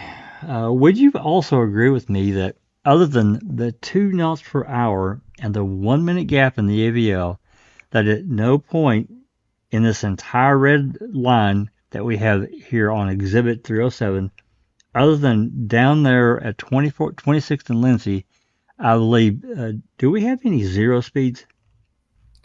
I believe that's correct. Okay, and that would be at the very beginning of this, actually, just to be fair. If you could just point to me 26th and Lindsay. Is it right here? No, it's at the very beginning is 26th and Lindsay. That's 26th and Lindsay. That's the only zero speeds that we have. Yes. What is the... Do we have any zero speeds at 729 Northeast 24th? Yes. Okay, and when you... I'm sorry. And then, do we have any other zero speeds all throughout here? I don't believe so, no. Finally, in regards to, you stated that you checked other officers that came into contact with Miss Morris in 2014, correct? Yes. And about a month prior, or actually less than a month prior to Officer Holtzclaw's contact with Miss Morris, she did come into contact with another member of the Oklahoma City Police Department officer by the name of Sellers, correct? Correct. Just the same Sellers under this scenario that Miss Morris is claiming happened. Did that raise any alarms or any problems with you whatsoever? For this, no. And actually, had Officer Sellers, does he have any kind of history of doing anything such as suggested by Miss Morris on this occasion? No. He doesn't have a history of having sex at all with prostitutes? I know he was investigated with prostitutes, yes. Lost my place here. Oh, there it is. He was actually fired for it, wasn't he? I don't know if he was fired for it. Oh, come on, Rocky. Do you recall Officer Sellers actually being brought up for charges for having sex with a known prostitute in a squad car? I don't know that there were charges, no. Okay. And you were aware of the admissibility of administrative hearing being conducted to fire him for having sex with a prostitute in his car while he was on duty. I think there was something. You know that there was something, don't you? It was all over it was all over the place when it happened. No, I really didn't. I just kind of heard something. I'm dying right now. Huh. You wouldn't think it would be a significant. Let me try to start that again. You wouldn't think it would be significant that a member of the Oklahoma City Police Department is having sex with a prostitute in their vehicle while on duty. You don't think that would be something that the cops would be talking about? Objection, argumentative, and form of the question. Overruled. Yes, far as yeah. what I know. Sorry. Is that me? Yes, Not far you. as what I know about the situation, yes. Allegations were him sleeping with prostitutes consensually. Oh my God. On duty in his uniform in his car, okay. Yeah. Yeah. Yep. Rocky. Who gives a fuck if it's consensual at Judge that Henderson point? says, I have no problems with it. Yeah. I like this shady shit. And actually, he admitted to it, didn't he? Mm-hmm. So that's the question. Oh, sorry, I was zoning. Where 11, am I actually? line 11. Sorry. That I don't know. Well, you knew that he was terminated for his position as an Oklahoma City Police Department officer, correct? Objection. Asked and answered. Overruled. You can answer. I don't know. Did you look into any of that in this investigation? I mean, you knew for a fact that the only other officer in Oklahoma City who came into contact with Ms. Morris within less than 30 days of Officer Holtzclaw, that very officer had been brought up on administrative charges, admitted, and was fired from the Oklahoma City for having sex with a prostitute while on duty and only maintaining his job through the arbitration process. Do you know, and you didn't think any of this, to think of that was important? She didn't notify him, or she didn't identify him. The physical attributes, the time period didn't match. I did check into whether he was the one, and I know the allegations were him having sex consensually with a prostitute, not about sexual assault. Okay. And it was consensual with a prostitute back because he paid her. Now, I don't know. I don't have any specifics. I don't know any specifics. Then how did you know it was consensual? Because that's just what I was told. It was sex with a prostitute, so I assumed. So no, Ms. Moore. So are we selectively just going to believe Ms. Morris because you testified that she is a crack addict, correct? Yes.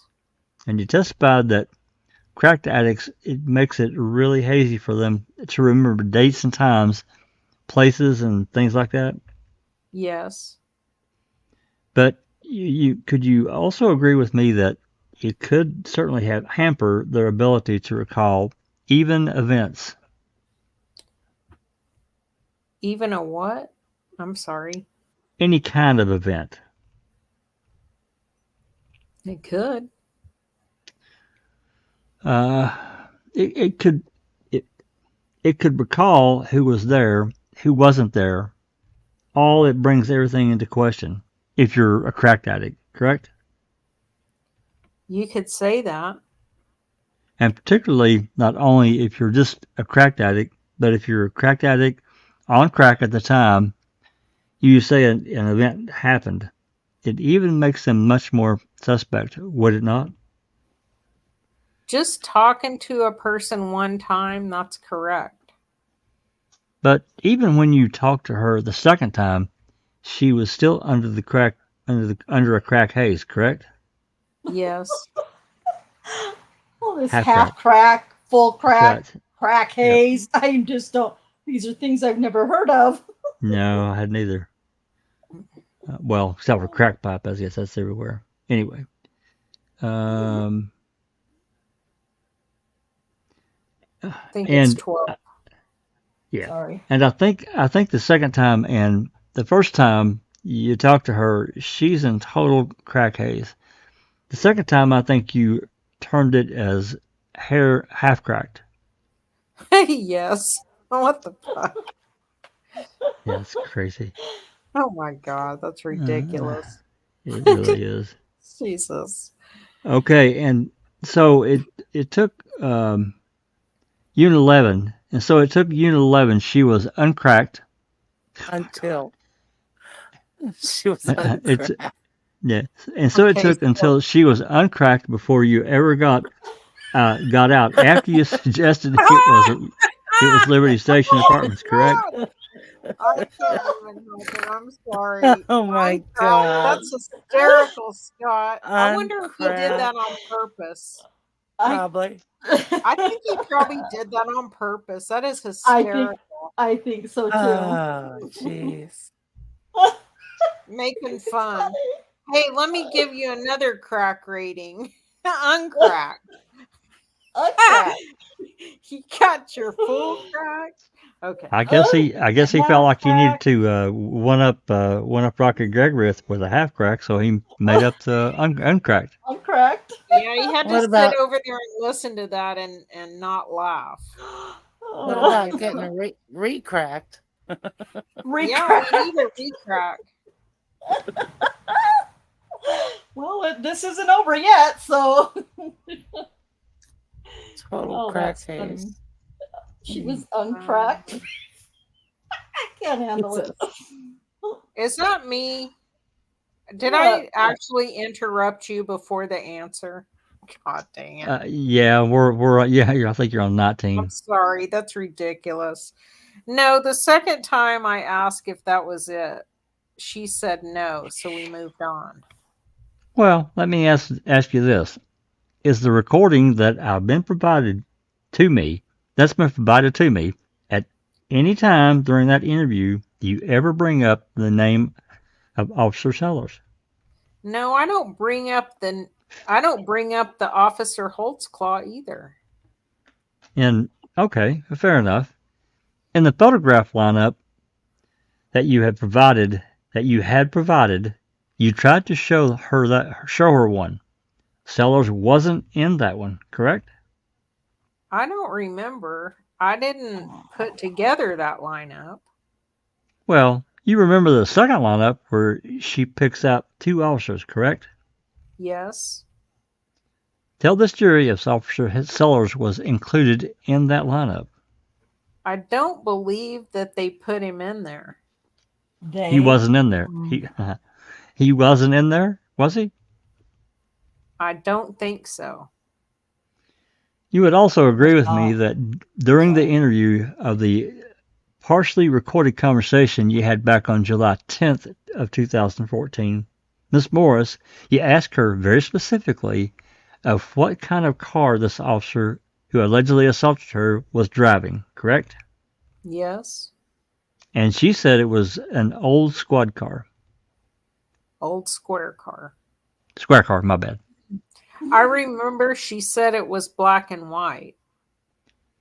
Do you recall these questions being asked and these answers being given during the interview on July 10th of 2014 at the Oklahoma County Jail? You're asking the questions. Miss Morris is providing the answers. Page number, counsel. Page number 161. Question by you. Okay. Hey, one more question. Was that and now you did, before it was you said before it was an older style car, not the new. And Judge, Terri Morris. I'm going to object as to improper impeachment. May we approach? Why is that improper? Why the hell is that improper? Don't know. Maybe we're going to find out. Maybe, okay, let's listen to what. Specifically, Judge, the question that counsel asked Detective Gregory was, did she say it was a square car? An old square car? Officer, Detective Gregory said, my recollection is she said it was an old black and white car. The question that counsel's fixing to read in was, did you say was that now? Was it the older style car, not the new? And Terri Morris said, yeah, it was the black and white one, the old square one. That's not inconsistent with what his testimony was. She says, shit. She's the one that says it's the old square car. Well, if counsel's trying to impeach the witness, he asked him if he remembered. He didn't know if he remembered or not. I don't think he remembered. I don't think it's for impeachment. Right. Well, and Judge, if he's not trying to impeach Ms. Morris or Detective Gregory through the use of this report, then referencing and reading out loud from the report would also be improper. Be what? would be improper. The same way that reading from a police report would to the witness whenever he questions him. It's a transcript, Your Honor, and this is transcript where she specifically says it's an old square car. Well, you can ask leading questions. You can't just simply read a report or a transcript, but you're allowed to ask leading questions. I just want to note my objection. I believe that I can, but I understand the court's ruling, and I won't read from it. You're allowed to ask leading questions. Yes, sir. You asked Miss Morris a specific question before she said it was an older car, not the new one. And do you recall her answering you? Yeah, it was a black and white one, the old square one. Yes, I recall. And you said, okay, it wasn't the newer model, the new black straight car, and she said no. Correct. Can you tell this jury what type of car Officer Sellers drove? I don't recall on that one. Ha Of course not. Did you ever check to see if Officer Sellers drove an old square car? Officers drive different cars different times. No, I didn't. Do you know for a fact that on May the 8th of 2014, do you know for a fact that Officer Holtzclaw was driving the new cars? Yes, he was logged in on that one. Okay. And again, her story doesn't match, does it? Correct. You also heard Miss Morris testify on direct examination that Officer Holtzclaw, during this sexual assault, used a condom. Yes. Okay. That was the first time she ever used the word condom, was in front of this jury. She never said it in any of the interviews you had with her. At the domestic, after the domestic, and while she's beating on the door of the girlfriend, or the preliminary hearing, correct? That's correct. And certainly you never found any evidence of any condom with Officer Holtzclaw's DNA anywhere, correct? That's correct. Now you would also agree with me that on July 10th of 2014, you apparently checked Miss Morris out of the Oklahoma County Jail. Yes. Okay. And you took her on a drive throughout Oklahoma City so that she could allegedly show you the route that was taken, correct? Yes. You would agree with me that at nowhere at any time did you nor anyone else ever audio or video record the conversation you had between you, Miss Morris, during the drive after you checked her out of the Oklahoma County Jail? I don't believe so, no. We know for a fact that you did have a recording device on you at the Oklahoma County Jail because at least we have a partial transcript of that, correct? Yes. And for whatever reason, you chose not to record your conversations with Miss Morris while you were in your car driving around Oklahoma City, correct? Yes. Now, you stated earlier on cross-examination, that is of July 10th of 2014, that nobody had told you that Terri Morris was going to talk to you. You were simply going over there to get a buccal swab, correct? That's correct. So do you recall this question being asked at the very end of the interview while you were talking to Terri Morris? Question by you. Well, I just found out that you were over here and I knew you wanted to talk to me. Do you recall telling her that? I don't. If that's what it says, I believe it. Okay. Who told you to go over there and talk to her? Impeached. Yeah. Yep. Big time. Right there. Yeah. Big time. Big time. Yep. He just got called out. Well, we were told we didn't have the DNA for this unknown female on his pants. So we were supposed to be kind of finding all the victims that we had come in contact with that didn't get buccal swabbed. What the hell? Horse shit. We got buccal swabs from everyone the first one time. of them. The first time. Sorry. Yes. That was like a big thing, especially with Davis, man. She was all over those fucking buckle swabs on the first interview with all of her girls. Yep, So that's some horse shit. Oh my god. big time. Okay. Yeah, it's Oh. super shit. Okay. But when you told her, quote, I knew you wanted to, that you wanted to talk to me, end quote. Who are you talking about? Just Terry in general. Terry. Terry and I finally started gaining a rapport. She started having trust for the first time with a police officer, me. And so we were just talking. Okay. God. Do you recall and she even asked you, who told you? Do you recall her asking you that?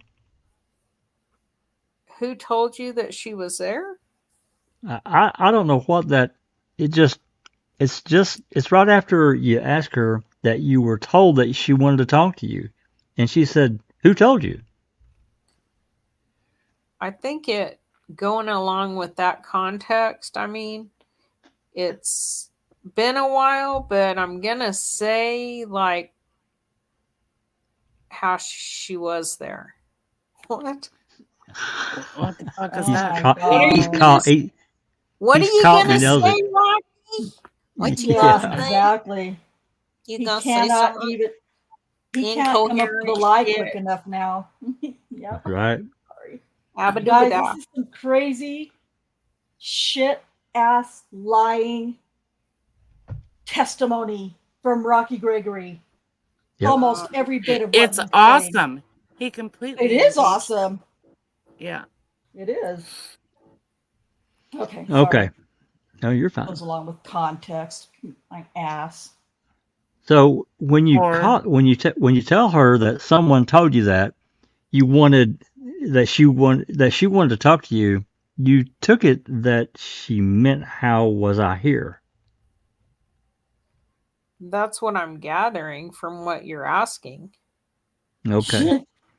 Pass the witness, Your Honor. All right, redirect. Yes, Your Honor.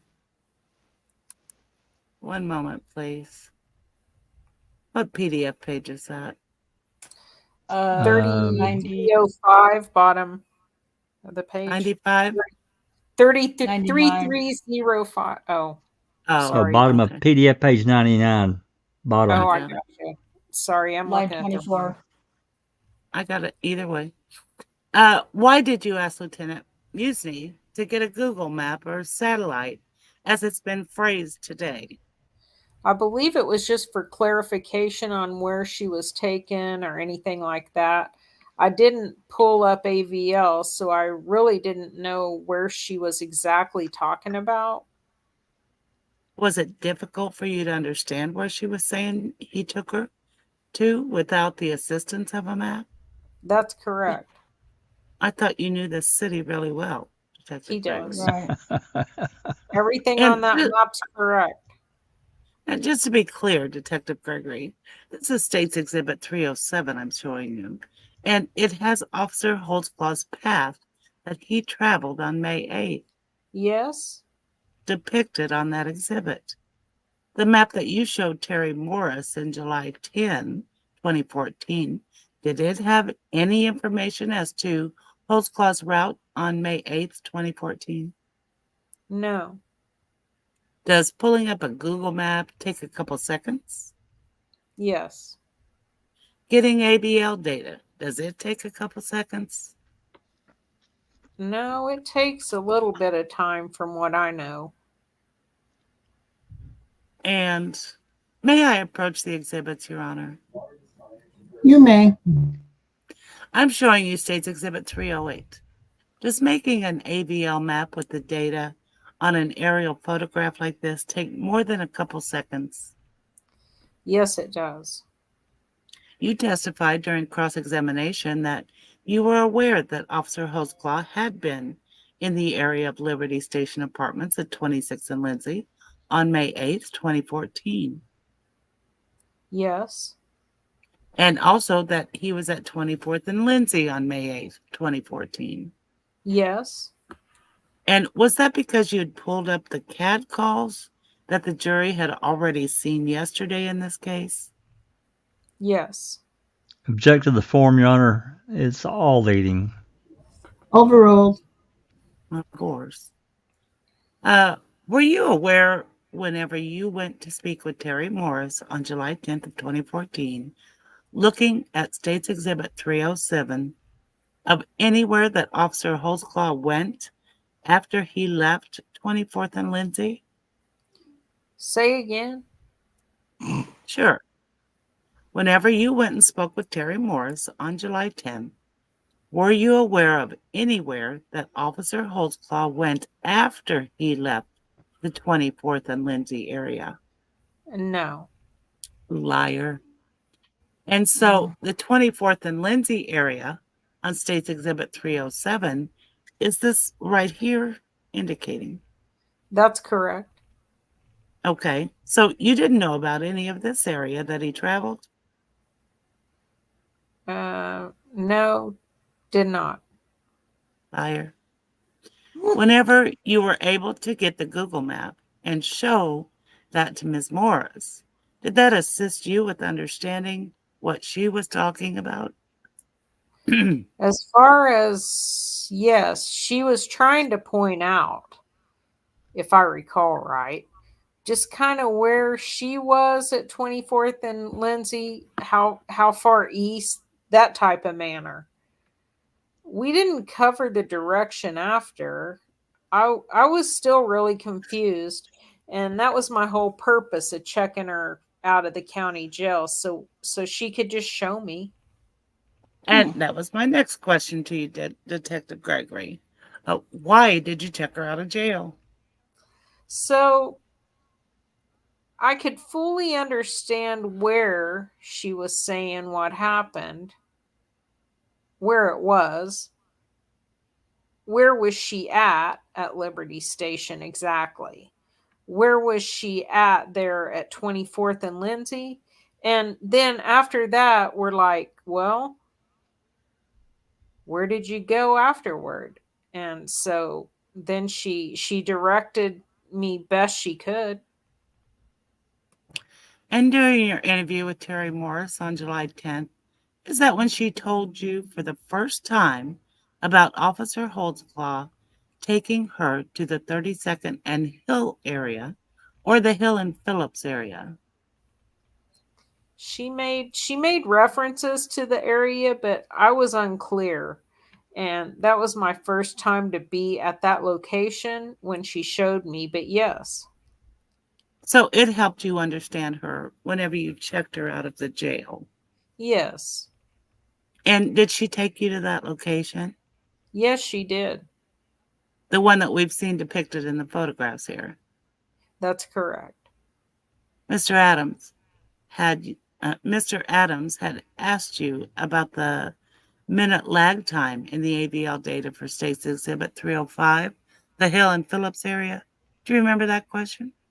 Yes. And I think he asked you, did you know why there wasn't a zero speed for the Hill and Phillips area? Do you remember that question? Yes.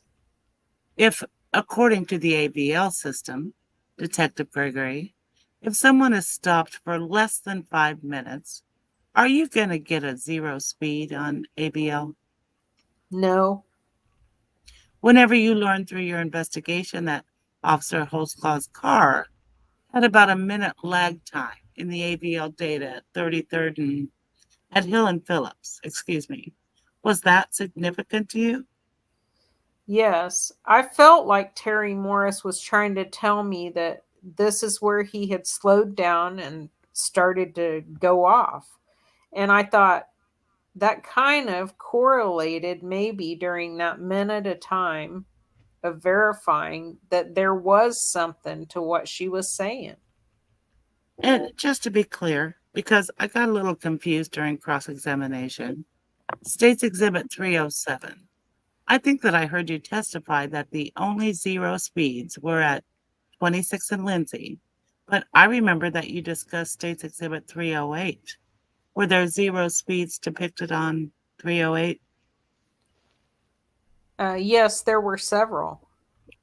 And what is that area that we're seeing 0 speeds on? That's it. They're at 24th and Lindsay to the east. Is that where Terri Morris described that the assault occurred? Yes. And I think we've covered, Detective Gregory. There was not a 0 speed where Terri Morris advised you that Officer Holtzclaw dropped her off around the 26th and Kelly area. That's correct. Was that an area that she showed you whenever you checked her out from jail and drove around to get an idea of Holtzclaw's route? Yes, we did go over there to Urban League Court, yes. You've already testified based on State's Exhibit 307 that, well, in looking at State's Exhibit 307, is this the 26th and Kelly area right here indicating? Yes, it is. Before talking to Terri Morris on July 10, did you have any information as to whether Officer Holtzclaw had gone to 26th and Kelly? No, I did not. Based on your investigation, is there any way that Terri Morris would have to know that Officer Holtzclaw went to 26th and Kelly? No, not unless she was with him or we showed her the AVL. God. Does Officer Sellers resemble Officer Holtzclaw? No. How do they differ in appearance? His build's not as muscular. He has lighter brown hair compared to Officer Holtzclaw having darker hair. Their facial features are different. Whenever Mr. Adams asked you if Officer Sellers was in the lineup that was shown to Terri Morris, do you remember that line of questioning? Yes. Through your time as an Oklahoma City police officer, have you assembled lineups? Yes, I have. Whenever you assemble a lineup, what are you trying to do? We're trying to basically, what we do is we get 6 pictures together and then we have who we think maybe is the possible suspect somewhere in the middle of them. And we're just trying to see if the victim can verify that is who we think it is. And Okay. these 6 Wow. pictures of people, are you trying to get people who look similar or who look different? Similar. When Officer Sellers was in contact with Terri Morris back in April of 2014, was he at Liberty Station Apartments? No. Was he at 24th and Lindsay area? No. Was he at the field that we've seen, State's Exhibit 305 at Hill and Phillips? No. Was he at 26th and Kelly? No. Was that significant to you? Yes, Terry's the one who pointed out this is where she was sexually assaulted and also the route taken. And that had nothing to do with Officer Sellers during the contact that he had with her. It was 1.5 miles away. And those 4 locations that I named you, Detective Gregory, was Officer Holtzclaw at those locations? Yes, he was. On the same date that he came into contact with Terri Morris? Yes. Mr. Adams had asked you if Ms. Morris was combative with the officer who detained her before you had your first interview with her back on June 3rd. Do you remember that question? Whether she was banging her head against the cage, yes. Based on the contact that Terri Morris had described to you with Officer Holtzclaw, was it significant to you that she was combative with the officer? Yes. Yes. Why? Because Terry just didn't trust the police. Objection, Your Honor. Speculation. How can this witness possibly know if Terri Morris believed or didn't, if trusted or did not trust the police? Sorry. Terry didn't want to do Terry didn't want nothing to do with the police. She was very scared of police. And that just, everything that she told me, I mean, that's part of how her world is, how she perceives us in uniform. May I have a brief moment, Your Honor? Yeah, And looking at State's Exhibit 307, Detective Gregory, well, looking at State's Exhibit 308, this is the aerial photograph with the AVL data on it. Yes. But State's Exhibit 308 doesn't show the entire route that Terri Morris described to you. That's correct. State's Exhibit 307 does picture that entire route. Yes. Does it have AVL data on it? No. Was AVL data furnished, not in a picture form, but just data information as to Officer Holtzclaw's speeds and locations in this case? Yes. And you had a time to look at it in your investigation? Yes.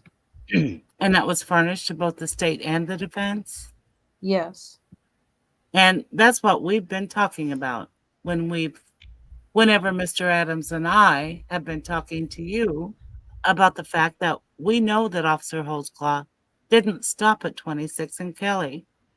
Yes. May I have another brief moment, Your Honor? I'll pass the witness. all right, Mr. Adams, on those new areas brought up particularly.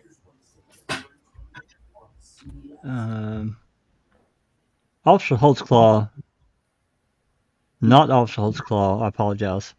Officer Gregory, when you were in the jail on July 10th of 2014, and you were showing these Google Maps to Ms. Morris, why didn't you just print off a map and have her highlight where she was saying Officer Holtzclaw took her while she's on the recorder, as opposed to turning off the recorder and going to your squad car with her and then just driving around town? Why didn't you just have her draw it on a map? Well, because there was just a little bit of confusion. I wasn't understanding her. So I felt like that it was better just to understand the scene, because I was going to have to go to the scene, and I wanted to have a better understanding of this. This is where the car was. This is where what happened here. It's just for my understanding. And you didn't feel the need that you could do that with a recording device on, correct? Correct. All right, anything else? No, Your Honor. All right, thank you, Detective. You can step down. You want me to continue? Jesus. No.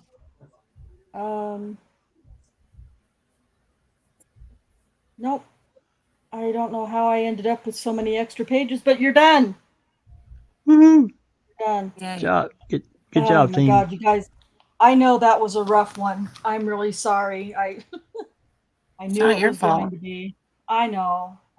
It's hard to read that long, though. I know, and especially when when it's so necessary to stop and discuss things. So He is such a liar.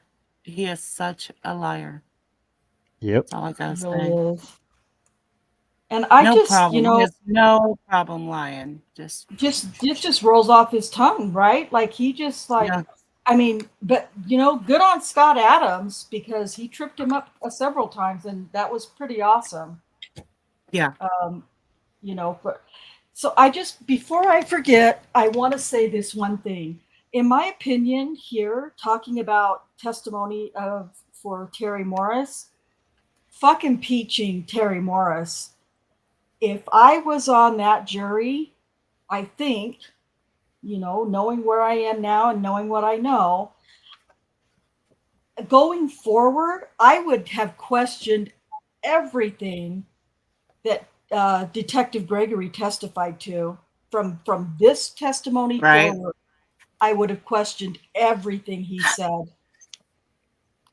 Because it's obvious. I mean, you don't have to be a juror, or you don't have to be, familiar with law or anything recognize lies and misstatements, just all kinds of fuckery when you hear it. And it looks like we still got 15 people watching. I'm curious if any of the 15 people watching, if they could hear and see the lies that Giger was getting caught in. And I'm not talking about the ones where we told you that we felt like he was lying just by listening to his own words. You know, it's bad. It was just really bad. The lies that he did. Liam says, did Adams have micro strokes throughout the trial? Jesus, I just about had some micro strokes just listening to this. I feel like this is so important that I really am going to take the time. I'm still kind of not getting out and doing very much this next couple of days, probably. I'm going to spend the next couple of days really focusing on these maps, because the maps that they used as exhibits in the trial were a fucking joke. A joke. And so I'm going to put those in like I said, you can see them all in the police report yourself, but I'll do that for you. And I will pull those all out, and I'll let you look at them without having to search for them. So you guys that are interested and curious, because it's so hard to visualize these AVL maps and aerial maps and satellite maps and Google Earth maps.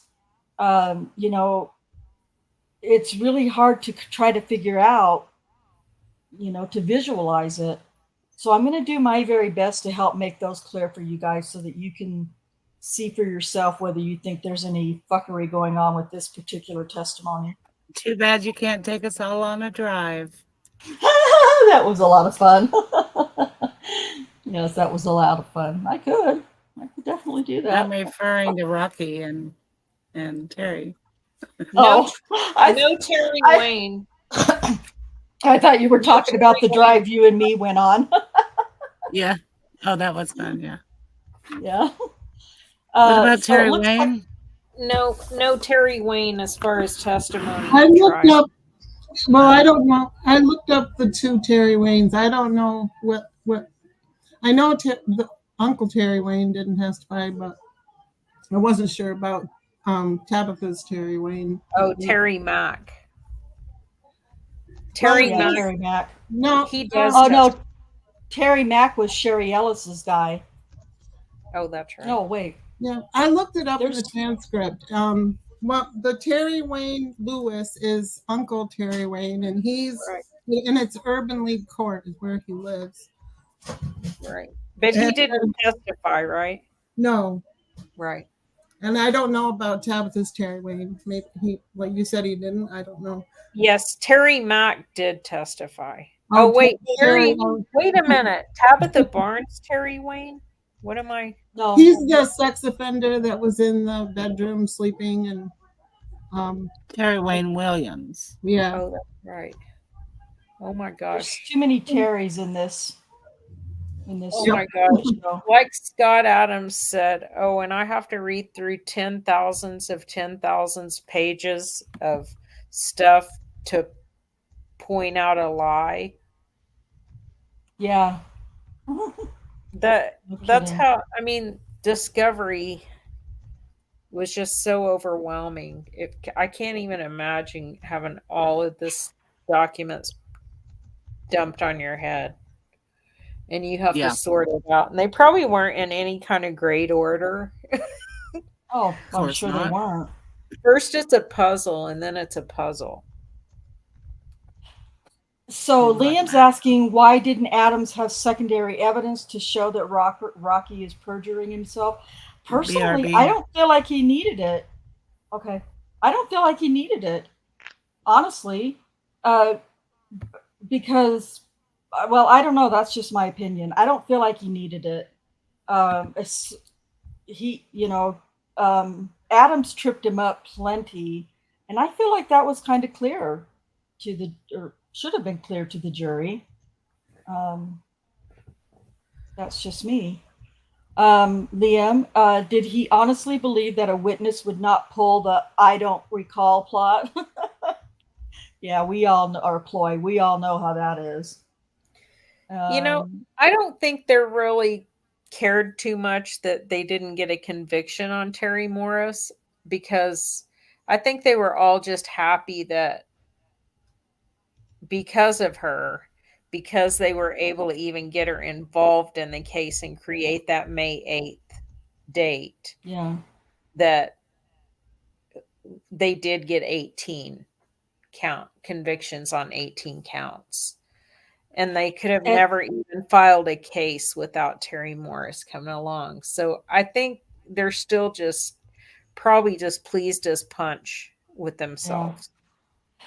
As I was listening to the last, half or more, I guess, of the testimony that you guys were reading, I was getting that sense, like, you know what? They don't really care. They're not really going very hard at trying to, prove anything really.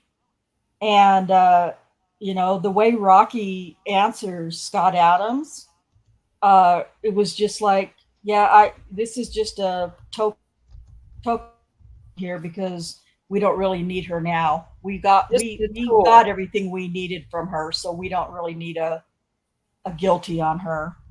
Yeah, she was just a tool. Yep, exactly. Yeah, and that's again, she still maintains to this day that Daniel sexually assaulted her, so for that I have no forgiveness. But otherwise what they did to Terri was terrible. What Rocky did to Terri was terrible. So, I don't know. Oh, yeah, it's that was a long one to get through, but I felt like we needed to do it all at once. I think some convinced her that it was Daniel, Yeah. She didn't go ahead. No, you go ahead. I'm sorry. Well, like Rocky said it in elsewhere, that the reason why he picked Jeff or Daniel over Jeff Sellers to, go after, one of the reasons was because she described Daniel to a T, which she did not. But no.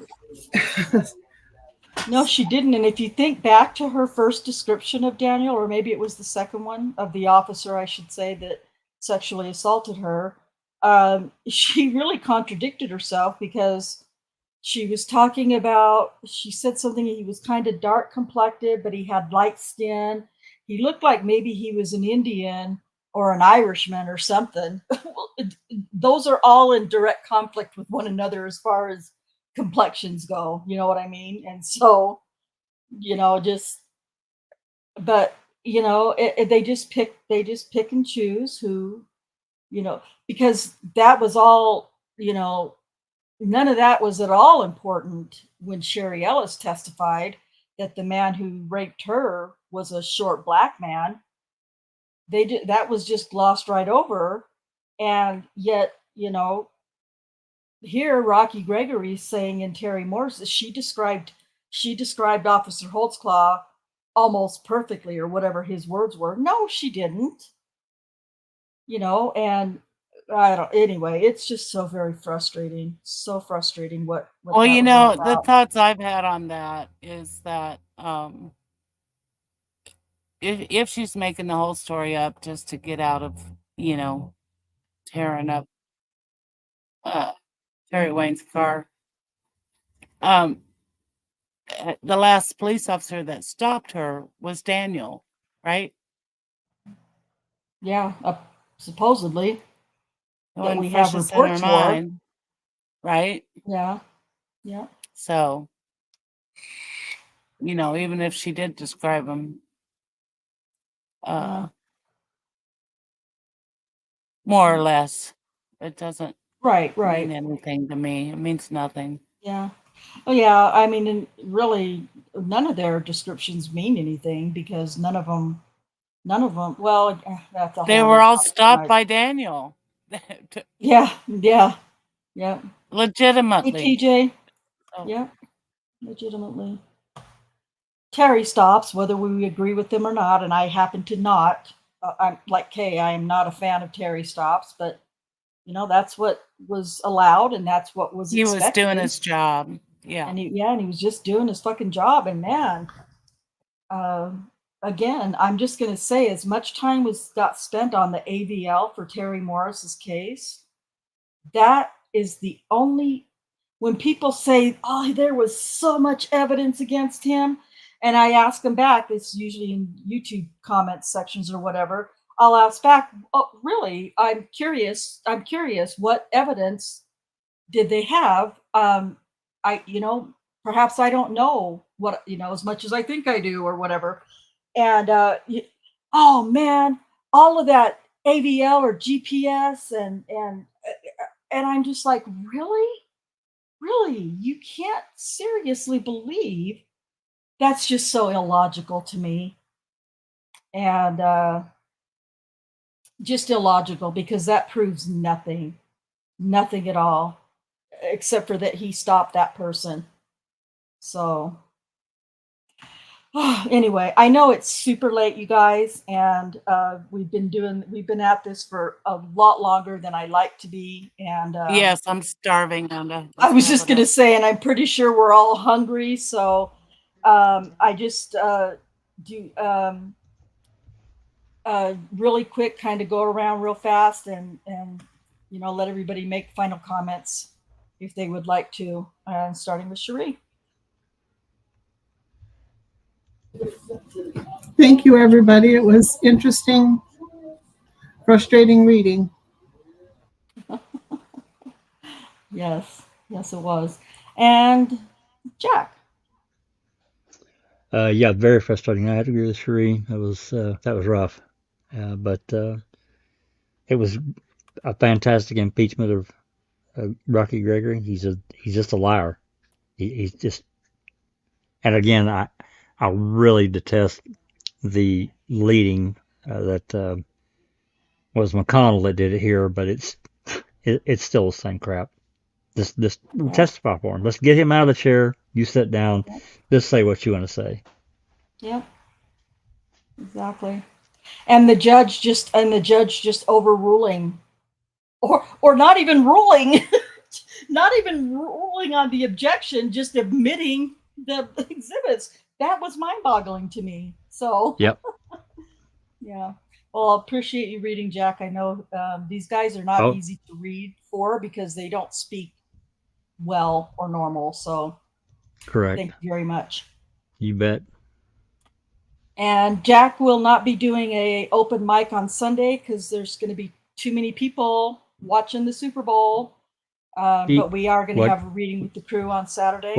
Watching the Chiefs kick some ass. Woohoo! Hell yeah. Go Chiefs. Yeah. Go Chiefs. That's right. Well, thanks, Jack. I really appreciate it. Susan. Bet. Well, in this case, I think we can all see why the jury did not convict on Terri Morris. Oh, yeah. Definitely. But I'll say good night, and I'm ready to eat. Me too. Me too. But not before I say good night, Bottom Shelf Muppet. I just now saw that on your name. That's hysterical. Oh my God. That's great. That's pretty damn funny, I have to say. What's that? What I miss? Kay, look at underneath Kay's name. I want to know who the top shelf Muppets are. I saw that. I saw that before we started. Yeah, bottom shelf Muppet. I didn't see it. I just know I'm in the front row blowing the horn. That's all I know. I'm just a dumb, stupid Muppet, I'm Cookie Monster. Cookie Monster. We all are. Cookie Monster. All right. Well, Kay, I will give you the last comments. Well, as you know, Terri Morris and the manufacturing of her case pisses me all the way off. And, the fact that they're lying about when they get the AVLs. And if they weren't lying, about when they got the AVLs, they would have produced a report. Hey, what's going on? Are you eating, Susan? Is that you, Rhonda? Crumple in the papers? That's not me. Not me. It might be me. Sorry. Straighten up.